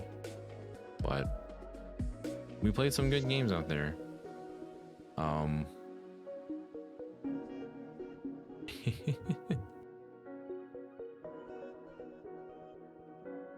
Oh, Soy Sauce Asian, you got the scratch card when going on stage. I didn't even get to go on stage. I raised my hand. I guess it's because you had the trash outfit. And I don't mean mean when I was trash. It was a trash outfit, everyone. We're from Honkai. That was amazing. I still really appreciate that one. But yeah, I think that's pretty much all that stuff I had to cover for my trip to PAX West. I'm trying to think of any other little stuff, any other little things that I did. Oh yeah, we did. I don't know if it's on his channel yet, but we were a group hanging out with Yoshiller, and we all packed into that little studio. There was like 9 or 10 of us in there playing NES Championship Edition, a Nintendo World Champ NES, yes, the Nintendo World Championship NES, one of those things. 8 players, all in one room, just huddled together. It was hot as heck. I was dying in there. And then we decided to play Mario Strikers Battle League for the Switch.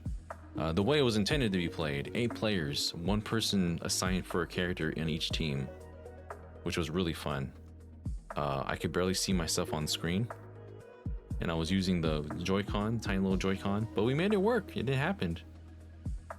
Be curious to see that video once it comes out. But yeah, we really had some pizza together beforehand, and then we gamed like gamers do, and after that we got ice cream. I need to work off some of the weight gain from all that, because boy did we eat a lot during that weekend. It was fun, you know. We didn't really get a chance to chill out too much after that, but it was a good time. I got to meet some of the people from Zelda Universe for just a brief moments, just a group all together. I should have took more photos, honestly. There was a lot of people that I could have took photos of while we were there, but yeah. My first time meeting Felix Sanchez. You may know Felix from Nintendo Life, works alongside Xeon as well. We got to hang out for a while. Met on the first day, like before I even got into the to get to the show floor.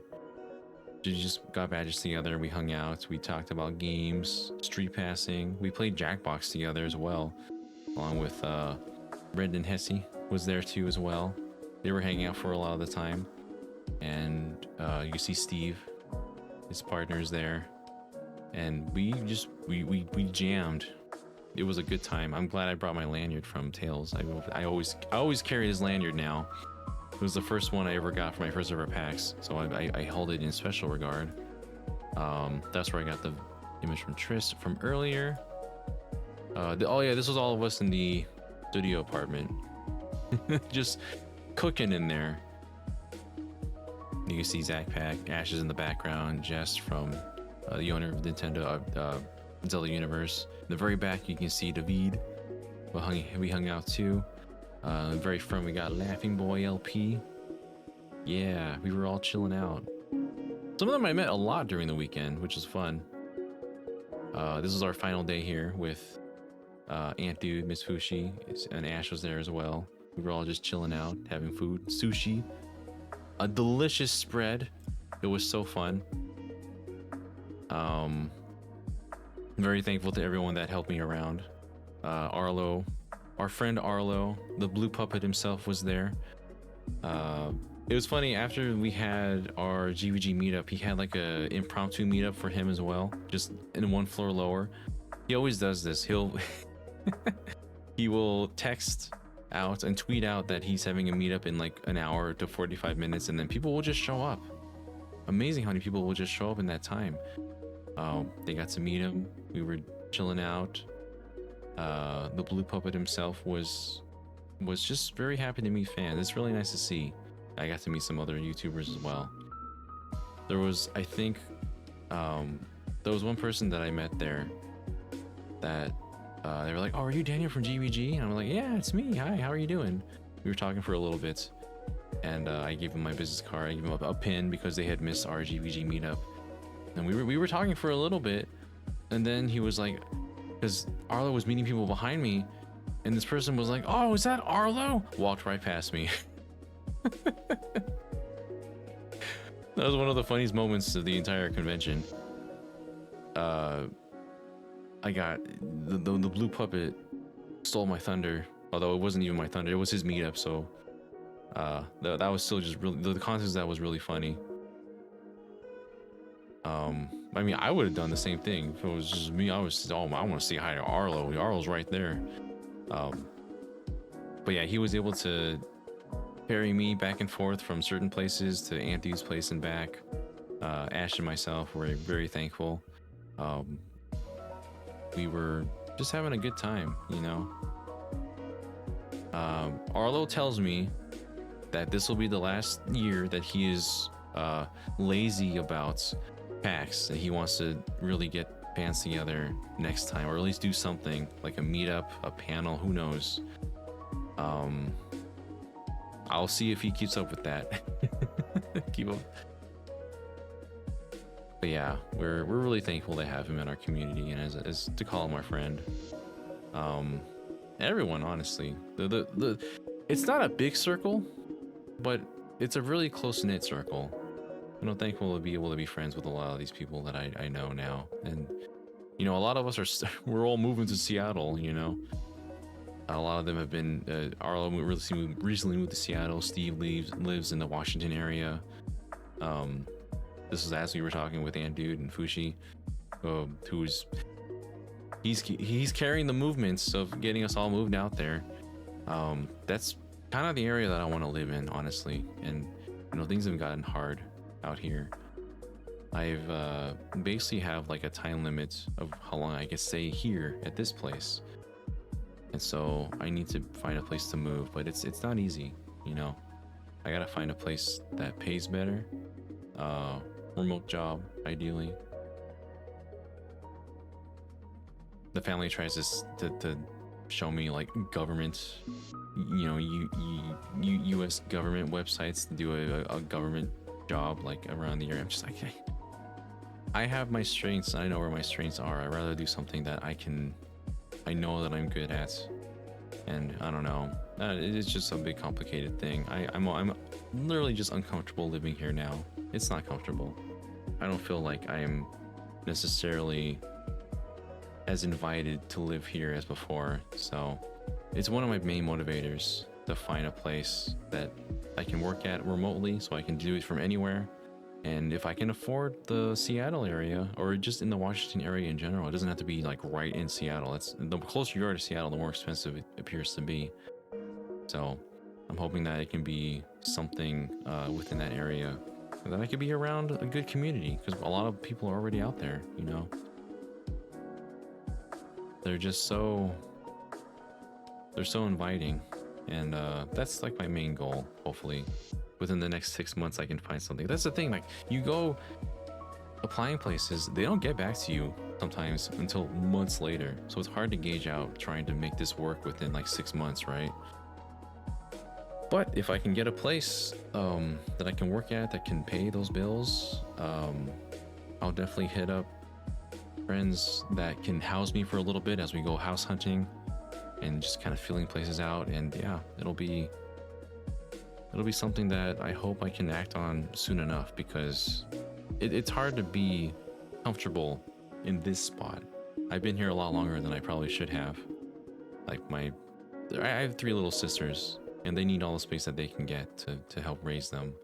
And you know, it's nice to watch them grow up as from the last 2 years as well. Like they've been getting a little more mature, a little bit more mindful, and I've been seeing what their hobbies are. My oldest little sister has gotten into playing the Switch a lot more very recently. She's almost all the way through Kirby and the Forgotten Land all by herself, which is awesome. But yeah, I keep telling everyone, if anyone knows someone who needs a graphic designer in their industry, let me know. I will do whatever I can if it can be something that's remote, or if it's something that's in the Seattle area, maybe that too. I can make that work. It's just hard right now in particular. My heart is full when I'm doing the things that I know I'm good at and reaching out to you guys, you know, doing videos that I know I can make for others that really appreciate the stuff that I do. And in GBG, unfortunately, it's not growing as fast as we all hoped it would, because John's being paid full time. The rest of us have a split on that. And you know, some months are better, different than others. It depends on how well ad revenue does and all that. So usually it's pretty much like a part-time pay. It's not enough that someone could live off of at all. I'm doing commissions on the sides. I've raised commission prices, and I'm still adjusting and figuring out as I do so. So yeah, there's a lot of stuff that I really want to put together about myself and about, you know, my work, and I just want that to work out, you know. If I can room up with a buddy in Seattle or around that area, then even better. But it's a constant struggle. Because most people, they have partners as well. I don't have a partner right now. It's just me. I'd have to find someone else who's also just, you know, they're single. They're able to room with somebody freely, and they're able to make things work out that way. Yeah, it's a lot. It's a lot to deal with all at once. And yeah, as Dway is saying too, a lot of family is here as well. Although, to be honest, the family I would miss most would be my sisters and my mom. My mom is very supportive of the stuff that I do, and also agrees that I shouldn't be pursuing weird government-related jobs if I don't feel like I'm comfortable doing that, if I don't feel like that's the thing that I can do. I mean, it's different every time for everyone. It's optimal for others, and at some points. I'm just trying to do what I think fits me. And yeah, it's funny. I wonder how my mom would feel if I was living with her. Like, would this be I think she still would support me in what I do. She's like the one person I think who in this family who realizes that the stuff that I do is as important to me as it is, and that she can see the people that I'm affecting as well. Because I mean, she doesn't know anything about games or how technology and all that. You know, she's trying to keep herself afloat as she lives on her own. But no, she's really important to me in that aspect, to keep myself level-headed and thinking like, no, if you think you can really make a difference doing this sort of job that you have cultivated an audience for, that you've made friends in a community around, like, don't leave that behind if you think that's what's best. And I don't know, she's like the only one that understands that. So it'll be hard if I do move out of here and I end up leaving her in California, because it's still rough out here. So yeah, that's that situation as of now. I'll probably still rant about it every now and then, because boy is it hard. But at the very least, I have GBG behind me and people that support what I do. At this point, you know. Yeah, my mom's very kind and very chill. She's where I get my chill vibes from. She's very much like, she's where I get my crazy wavy hair from as well. So that's why I don't really want to cut it any further than this. But yeah, we it's a community, man, all around here. I'm glad for this community to be able to help keep me afloat in my spirits, because I don't know where I'd be without Good Vibes Gaming at this point. I probably would be working a full-time job in an office, and yeah, I would pretty much be continuing what I was doing before COVID hit, and I met the guys through GVG later that year. Because yeah, it's hard, it's rough, but if we keep supporting each other, I think we can all find our place one way or another. And I know there's other people that are also looking for places to live. There's other people that are doing their best to just stay afloat, and some that just, they don't really want to do the jobs that they do, and I know that's rough. I have that freedom right now, and I'm trying to make use of it as best as I can to make things work out. So didn't mean to ramble about that for so long. If you tuned out, I don't blame you. It's been a lot on my mind in the last few weeks, especially in the last few weeks. Because yeah, it's hard to feel welcome in this household right now. It's definitely not a place that I feel like I should be staying in for much longer. But yeah. Ice Climber Kirby was saying, "Hi Daniel, saw your Tales of Grace's F video. Swearing seems so unlike you." Yeah, I totally cursed out the first moment, didn't I? That's what the F stands for. What the frick? I also got around to watching the win about the Double Decker Direct. Pretty confident that the Nintendo Switch successor will be revealed this month. I'm hoping. I'm betting it gets revealed this month. I've been waiting to see when any news comes out, because we're all in kind of a lull. The gaming news has been stagnant for so long. We've got like the big three. Well, Sony and Microsoft are a bit floundering. I mean, we just saw what happened with Concord. That was a disaster. Astrobot is thankfully going to lift that up. Definitely lift that up. I'm going to get that right away. And then we got Microsoft is just, Microsoft doing Microsoft. They're not really doing anything exciting aside from Astrobot. It's like they're like the most exciting thing I've heard from Sony like all year. Next week is episode I guess. That's also a good for me. I want to do a video on that if I can, once I finally get around to doing this video for Mario Party. And then we have let's see, it's really Nintendo stuff I'm looking forward to at this moment. So Switch successor, I very much hope we can get things rolling very soon. But yeah,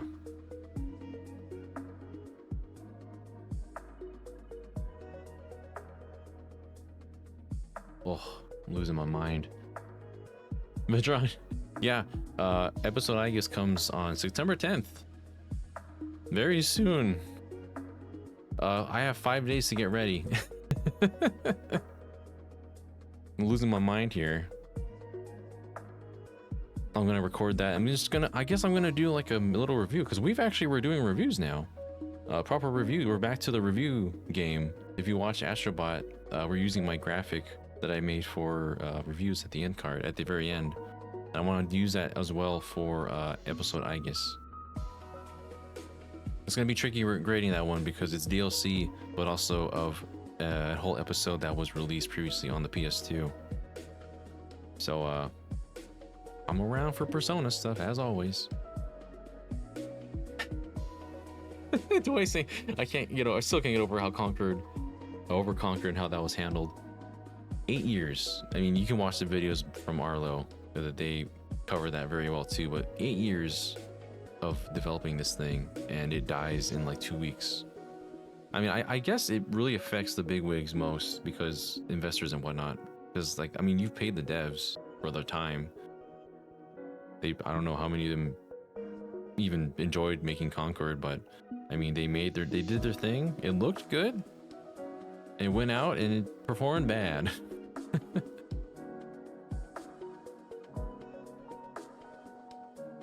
Yeah. Vajon is saying, I keep thinking you're saying conquer. Yeah, that's why I retweeted this back a while ago too. Oh no, Concord's bad fur day. I'm glad that one took off a bit. This is ridiculous, man. This model, can we? It just shows. I won't go off on it for too long, but this just shows how tone deaf executives are for what people want. You know, Team Asobi, I wish all the sales in the world for Astrobot. That game looks delightful. Reviews are beaming for Astrobot. GVG gave it a 10 out of 10. A pure bliss. It didn't say pure bliss at the end. It said great vibes. I'm not gonna blame Brandon. He was probably very tired. A 10 out of 10 is a pure bliss from us. But that was absolutely something that I was happy to see. Show devs exactly what we want to see. Colorful games full of character, full of vibrant personality, that play well. They don't need to be thousands of hours long. Astrobot is probably like an average of 8 to 10 hours if you want to just get to the credits. Yeah, go away live service except MiHoYo. I think, yeah, I mean, I like how HoYoverse handles it. I'm biased. I mean, I'm gonna say HoYoverse is a good company. They have a lot of money to spend. That's why their booth at PAX was insane. Their booth at PAX was wild. There's like 5 lines. One for putting a sticker on the board and also redeeming for Denny's. One for the cosplay photos that you can take. Actually, I didn't even post all of those. I took cosplay photos with Ellen, Lycon, and Anby after the fact. There's a line to play the game itself, to get a little demo of the game, and to play the little like Dig Dug, no, the Mr. Driller like mini game. A line to get the merch, a line to redeem the things. Oh, it's crazy. How much of it is because DVG's been sponsored by MiHoYo there before to cover their games before? I was a fan before that. I mean, I've been playing Genshin Impact since update 1.1 or 1.2. That's how early I've been with it. And we're now at update 5.0. It's been around for like 4 years. 3 years? 4 years? Yeah. And I tried Zenless. I thought I would, stick with it for a little while, but I don't know. I play it daily. Steve and I play it daily. That's the one HoYover skin that Steve's been into, like most. So we were there all the time. I don't know. I had that same impression that I don't want to have Conquered on my screen anymore. Good lord. Let me move this. I thought these little guys, these little bamboos, were gonna be cringe, little minions from Minion-like, but they're fine. They're totally fine. I'm chill with them. I like how they are. It's the thing where you have to play the game to kind of understand them, I guess. People looking from the outside in will accuse MiHoYo of being a scum company because they are predatory and they ask for money for gacha, and I mean, it's not even as bad as other games do it. Vajon is on mainly Star Rail and Zenless. Yeah, well, a friend of mine, I have a friend of mine, a good friend of mine, she's mostly Genshin and Star Rail. So it's funny how we're all like, we all are on 2 of them, but not 3 of them. I would like to be more on Star Rail, but I don't know. I just can't stay gripped on that. And I think I reached a point where I'm just not as interested in that or invested at this point.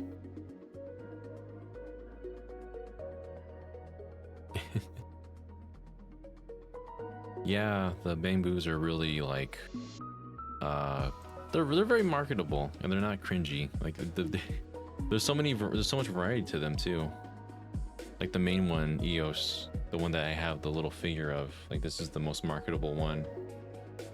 And then you can just look at these magnets. I didn't get a good shot of it earlier, but these magnets are layered magnets. They're just cute, okay? They're like little bunnies, but round and rotund. I was making fun of Ninjas from Mario Party Jamboree. Ninjas look like a Fall Guy, but also kind of like a bamboo, like put together sort of. But no, I think they look more like a Fall Guy when you think about it.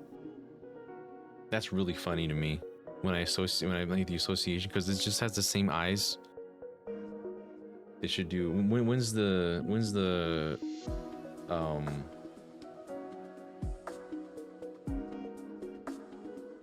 when is that coming to Fall Guys? That'd be really funny. They have the ninja in Fall Guys. Stacey's thinking about getting back in Star Rail with casual mode. C-Stars want to try Star Rail, but might take a look at ZZZ on your computer instead of phone. Yeah, either way. I got an iPad in my time away. I got a new iPad because I wanted to use that for work. And I installed Zenless on it because while I was at New York, I had no other way to play it. So I have adapted to that as well.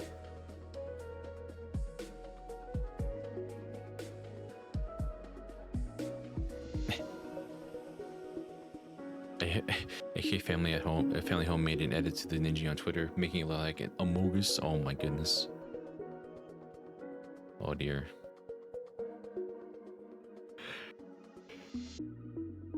Yeah, Among Us was there.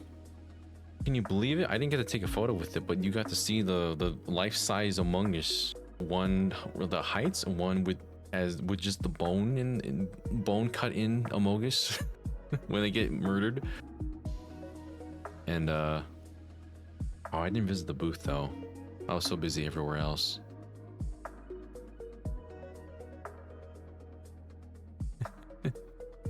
Oh my goodness.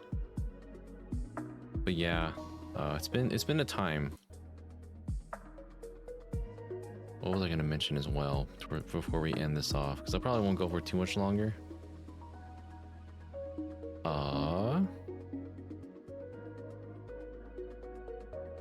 We are staying busy, y'all.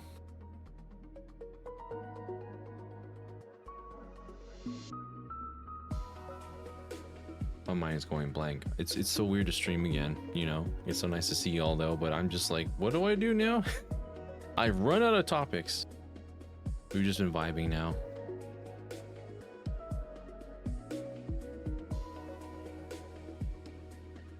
A lot of things happen, man. There's so much to have. I got a new keyboard in my time away. I have entered the mechanical keyboard family. It's not going to look like this. It's not going to look like Halloween colors. I have another shipment of keys coming in soon at some point. I'll show you when that does happen. Oh, chocolate Kieran. Kieran, how's it going? Welcome. I brought you up earlier in the stream as part of my little story time for New York. Hope you're doing well. It was so nice to hang out with you and the crew when I was visiting New York. I hope that your coverage for Metaphor went well. I noticed that for a lot of people, it's kind of mid views for everyone that was out there because the brand name itself is just not well known enough, right? We gotta wait for reviews to get people's attention on Metaphor.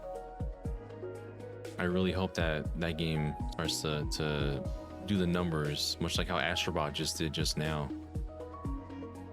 Yeah, it was great to meet you too. It was so nice to expand my circle a bit through that. My mind is still awash with PAX right now, but it was a busy month for me. It was absolutely crazy during that time. And for my team, because some of my team went to Gamescom in Germany. Ash came back and went right into PAX just a few days later. I don't know how he did it. He's like dead on his feet right now. I hope he gets some rest. And we also need some rest. I think I'm gonna take today to do some more video work, just lightly on the side, and then we're going to jump right into just back in the groove of things because I gotta get some more party impressions done too. Decided to wait a bit, then release a short about it. How was PAX? PAX was great. I did so many things. I met so many people, new people, and met up with some old friends. We did so many things out there. I was just kind of recapping the stuff that I did via some of my Twitter posts. Just to recap real quick. Did a lot of street passing. Got my badge. Met up with some friends on day one. Looking cute with some buddies on a photo op. Saw the largest gum wall in the world and left my card on there. You don't need to look too deep into this. It's exactly what it looks like, just a bunch of gum on 2 walls. That was day 0 because I had nothing else to do. Zelda and Mario Party Jamboree was played privately and behind closed doors for Nintendo, so that was fun. We got to see extended demos of those, and the Zelda coverage is now up on the channel. Mario Party will come up very soon. I gotta get working on that once the footage gets uploaded. So that was a fun time. Ben Starr, voice of Clive, I defeated him and was also beaten by him in multiple games in Mario Party. I did not expect that to be words I would utter from this event. But he's a great guy, and I had fun. Funny that he just met John a couple of weeks ago as well, so I was able to use John Cartwright himself as an icebreaker.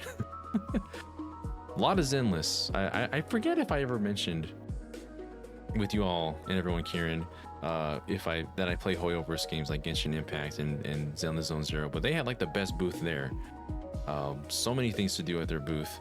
I redeemed all their monies, all their little coins, like legitimate currency made of metal and that are very weighty and beveled. They go so hard for their booths. Met Kit and Krista of Nintendo fame. They do their own podcast now. They used to work for Nintendo, and I've really just gotten to know them very well. Not very well, but I've gotten to kind of be associated with them, and might be doing some stuff with them in the future real soon. You know, we might be in talks. Well, we're gonna see. I'm gonna see when I can share that in more detail. I was handing out pins, GBG pins. I wish I had more. I want to give out more to more people, but I designed the logo, of course, and then this thing. The card for it. Steve was able to put it all together, and we got to hand it out to a bunch of people, especially at our meetup where we met a bunch of fans. It was really nice. Spent an hour and a half just kind of chatting with people, getting to know people. And yeah, we did a whole bunch of stuff. We were busy with friends. For some reason, the Nintendo event had the Emio bag in front the day after, so I cosplayed for 3 seconds as Emio, the Smiling Man. Apparently a very good game. I need to play the other 2 in completion because those games were on my ex's Switch, which we played together, and now I don't have it, so I have to buy it all over again, which kind of sucks, but it's okay. Infinity Nikki. Oh, I went on a whole rant earlier about Infinity Nikki. It's basically Genshin Impact in a dress. That's what I'm going to call it. It truly was a lot more than I expected. Oh, okay. Aaron Cooper, thank you for taking more photos. Yeah, there was a lot of demos for Infinity Nikki. The booth was crazy. It's like a Disney paradise over here. Look at this. I loved how over the top they went for Infinity Nikki. It was wild. Concord died while I was there. It was really funny. And Jude made a post, Concord's bad for a day. I hung out with Dude and Miss Fushi's place as they hosted many content creators over the weekends. Spent one night there with friends. It was a fun time. Played a bunch of games. Balatro. I play a lot of Balatro. I didn't even mention that yet. I put Balatro on my Switch. I play that so much, even just on a trip out there. Oh my god, we should do some Balatro streams, guys. Just completely lean into the gambling. This is not gonna help my Daniel doesn't gamble allegations. Are you gambling again? Oh no. Or Balatro. I don't even know how to pronounce it. Yeah, Kieran. So it used to be. I remember. Is this still up? It's still up. Love Nikki is a series, a mobile game, and I didn't realize just how much it changed from what it was here to what it is now. Like the RPG elements, it's just like all clothing based. It's partially style savvy, and partially it's like its own RPG with stats and whatnot, depending on what clothes you have on. So I fully don't understand it myself because I've never touched a Love Nikki or any of those games whatsoever. But yeah, anyone that's played Genshin Impact can kind of get a feel for how the UI looks. Everything in the corners, it's just mobile standard stuff.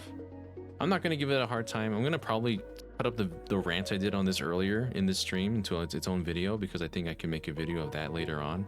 It's because I don't think a lot of people know how much is copying Genshin. But yeah, we are totally just vibing now. I think we're gonna end up wrapping up very soon, because I've been talking a lot. And my voice is not 100% still. It's slowly gotten there. But if it survived PAX, I think it can survive a 2-hour stream. So I've been just kind of hanging out today.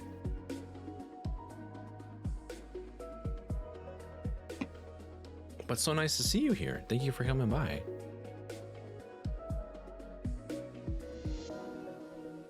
Sumo saying the creator of Balatro pronounced it differently in interviews to mess with everyone's about. Balatro? Balatro. Balatro. Oh god, I'm gonna confuse myself.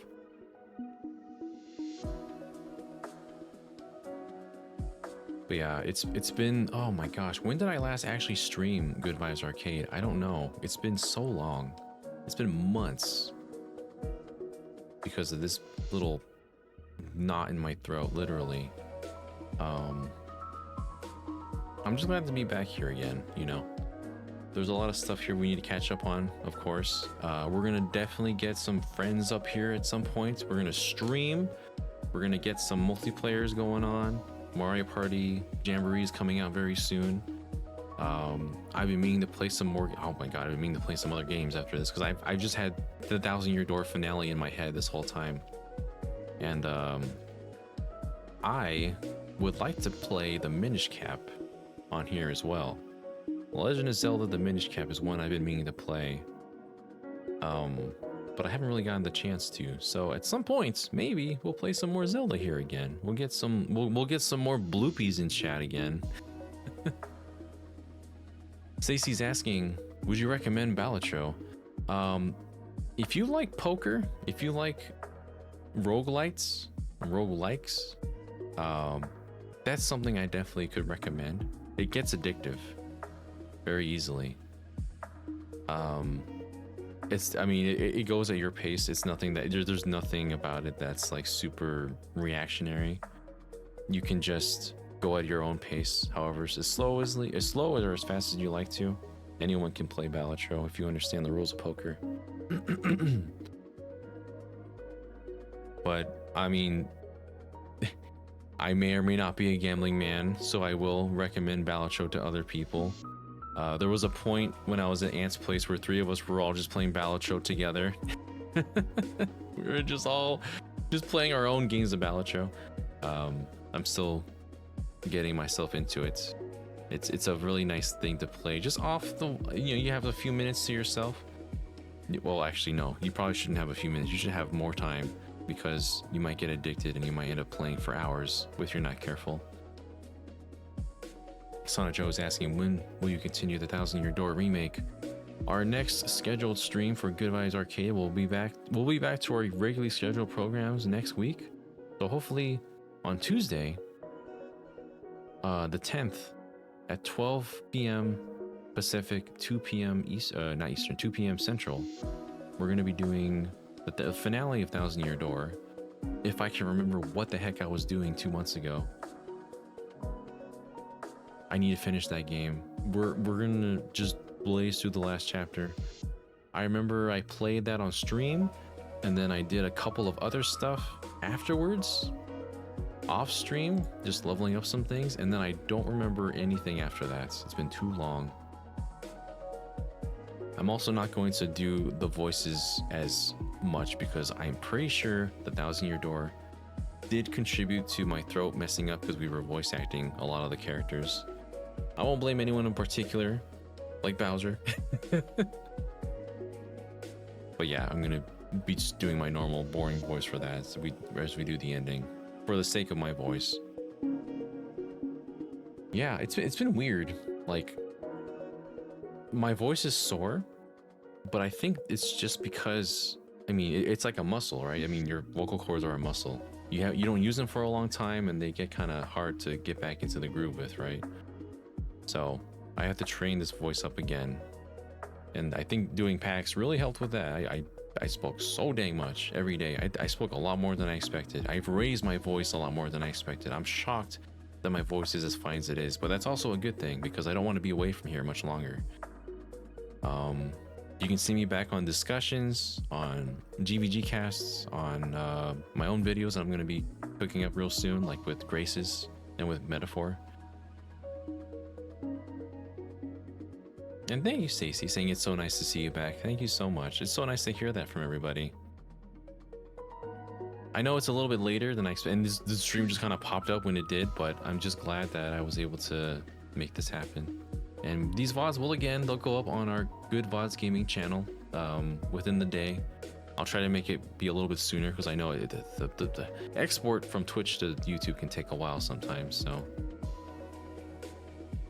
The Beautiful Night is asking, hey Daniel, are you interested in playing Trails in the Sky, the first remake day one in 2025 as a first step to get into the Trails series? I was so upset after the fact that Trails to this the Trails in the Sky series, the remake, got just a sizzle reel treatment in the direct. Just a sizzle reel. You're remaking the whole game and it just got that. And then in the Japanese version, it got a proper like actual presentation, a proper slot. That was kind of upsetting to realize that after the fact. But I definitely want to get into the series starting with that. I think, you know what, when I was on my old computer, I'm gonna check this right now, hold on. Let me open Steam real quick. I think somebody had gifted me the first Trails in the Sky a while back. Let me open this up real quick. I have not downloaded it onto my new computer quite yet. Let's see, what are my library? The Legend of Heroes Trails in the Sky. Wow. Oh, okay, yeah. Somebody definitely gifted me this. This is the original one, but I hadn't gotten to it because I was looking to get a new computer anyways, and so everything kind of just got jumbled back then. I have the original on Steam. Along with all the other games I played here. I have Stardew Valley on here too. My friends and I were going to start doing Stardew Valley together. Not with GVG, but with my other crew. Did we do EmblemCon? I blanked on the name. Whoopsie.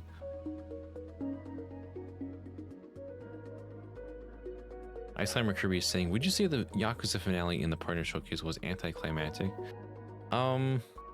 Not really. I mean, there are some people who are kind of underwhelmed by the fact that we didn't get more in the series, the whole collection, some would say. But I mean, this is pretty big. I mean, this is the remake of the original, right?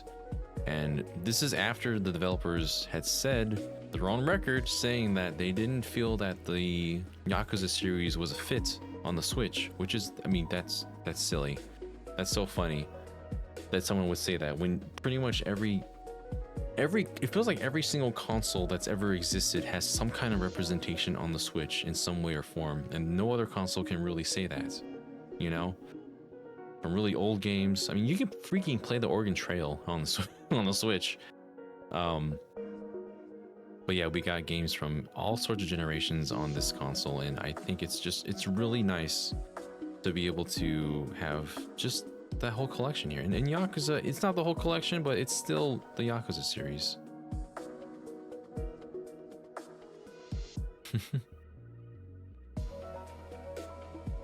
Soy Association is saying it's so funny since Yakuza 1 and 2 were already on the Wii U. Yeah, I mean, they're funny, right? They realize, oh, by the way, that's right, we can make money if we put our game on this console. So, Yakuza Kiwami, I think is what it's called. That thing, that being the only representation of Yakuza on the Switch is really, it's kind of funny at this point because we're already at the end of the life cycle. Switch 2 will probably see a lot more Yakuza games on there, but I think it's just the significance of getting this on here. I mean, not everybody knows and is a fan of the Yakuza series. I mean, they probably have already played one, and they haven't really gotten into the series of Kiryu and his saga. But yeah, I mean, for me, I think it's a bigger deal than some people give it credit for. I think on the win, Steven, Brandon weren't so hot on that being the closer for a direct, and I understand that. Like, there are other games you could have closed out on that could have caused a bigger stir, but I think it's fine. I am curious to play Trails in the Sky, the original, right now though, since I have it. It was gifted to me a while back.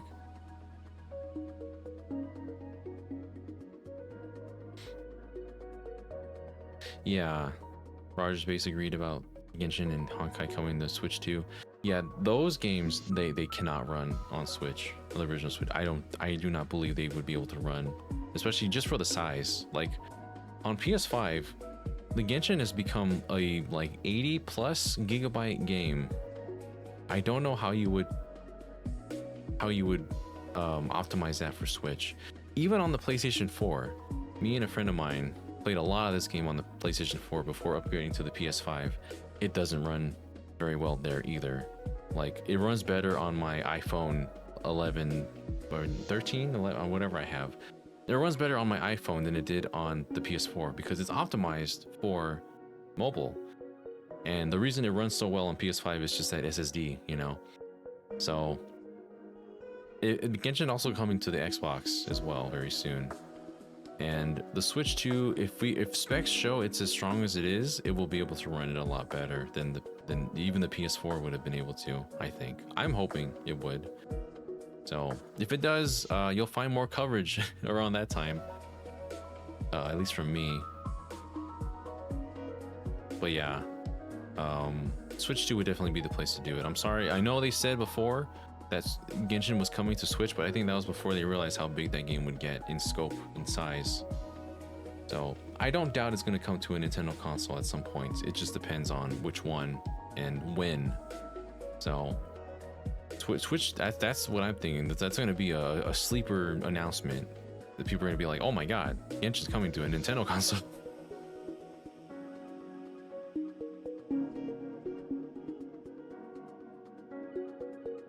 You can't have cross save for Genshin because you started on PS4 back in the day. Oh man, really? Because I started Genshin on my PS4. I migrated that all to the PS5, and I can now. I mean, as long as I use the same login, I can do that on my iPad too.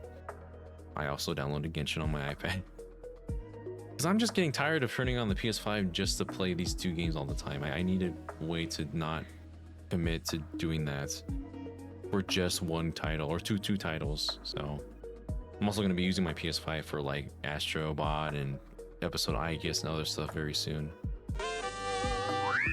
So we'll see what happens with that. Oh my goodness, is that the first Uncle Silver raid I've seen in 2 months because I've been away and not streaming for 2 months? Hello everyone, it is so good to see you. Ronin in the Shadow, Drift Rockstar, hello. We've been chatting all up about my PAX experience and just, you know, games that we've been meaning to play and the directs and New York visit and playing Metaphor. Oh my goodness, we've been doing a lot lately. But welcome everybody. Okay, Virgin. So it won't let you use the same login on PC specifically for Genshin because you started Genshin on PS4 before they added cross. Oh my gosh. Really? Because I started Genshin on PS4 like at launch, like a week or two after launch. Same login on PC specifically. Oh, okay. Maybe. Well, I never actually played Genshin on PC beforehand. I don't know if that has anything to do with it. I don't know. The whole cross save thing is kind of weird. Like I figured if you have an account, you should just be able to log into anywhere and play it. But I guess that's not the case here.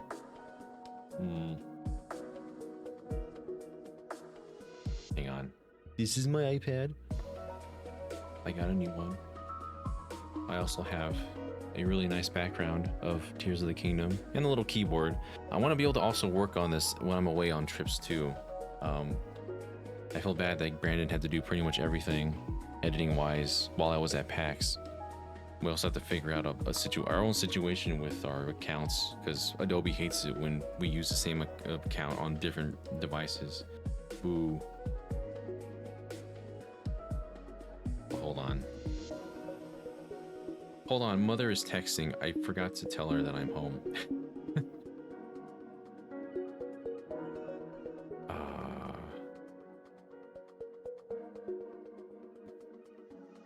Just a second.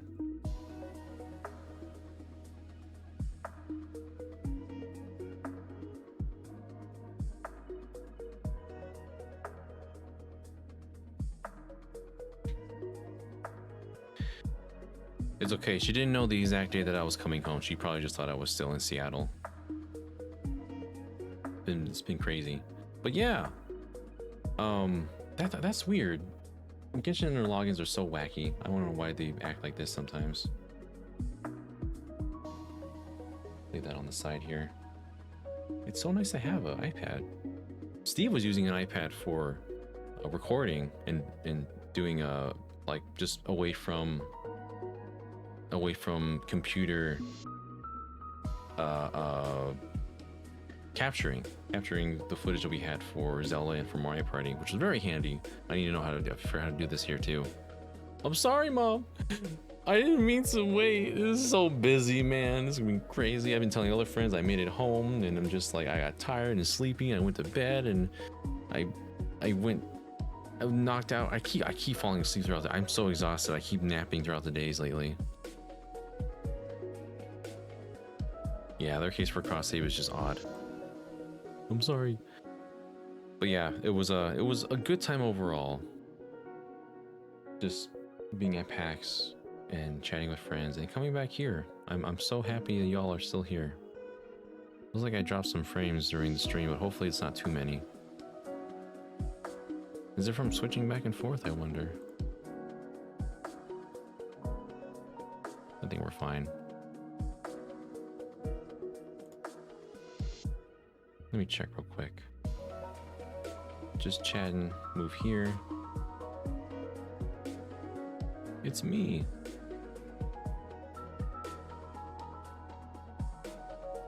Anyway, I'm looking forward to being able to be back on stream again. It's been 2.5 hours now. This is like the longest I've done just a chatting stream for a while. I really wish I could have somebody else here to chat with me, but they're all pretty busy. I think Brandon's taking a day off, a much needed day off, because he was working it for the news that we had very recently. But yeah. Let me take, I forgot how to stream. Hold on. Let me take a look at who's online right now.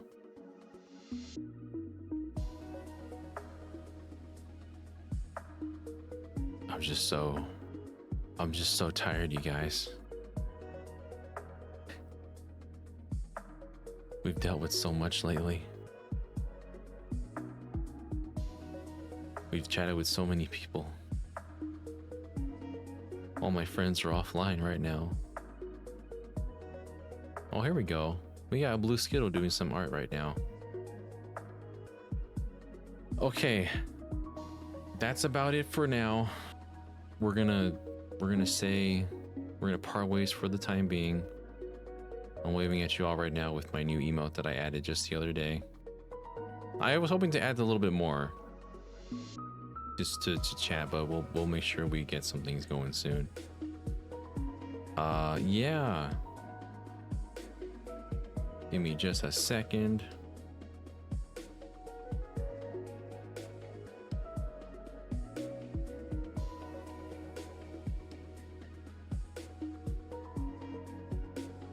Yeah, we're gonna go take a rest. I'm gonna get some food.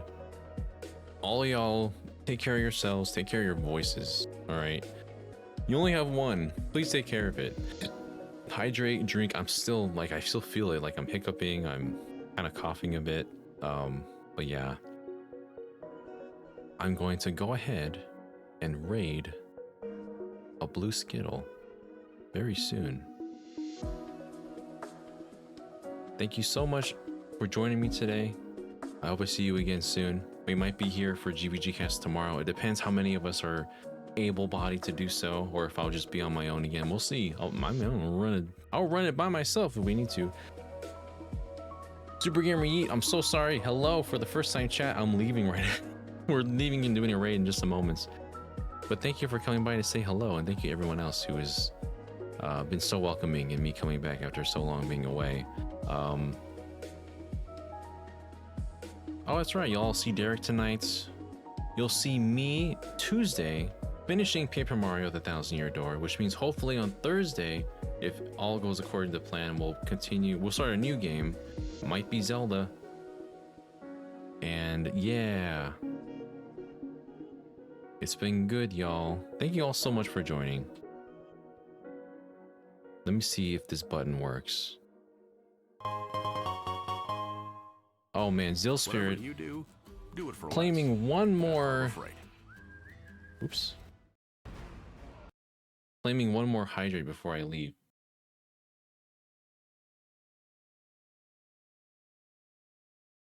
That's going to be very helpful in reminding me that I need to keep water in my body.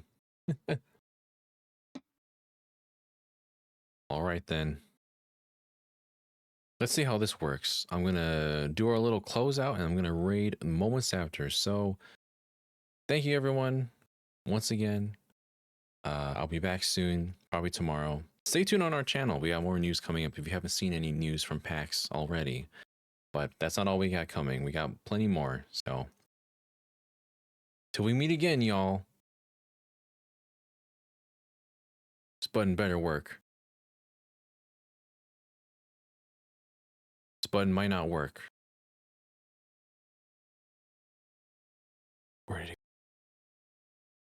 Where did it go? Oh, I didn't insert it.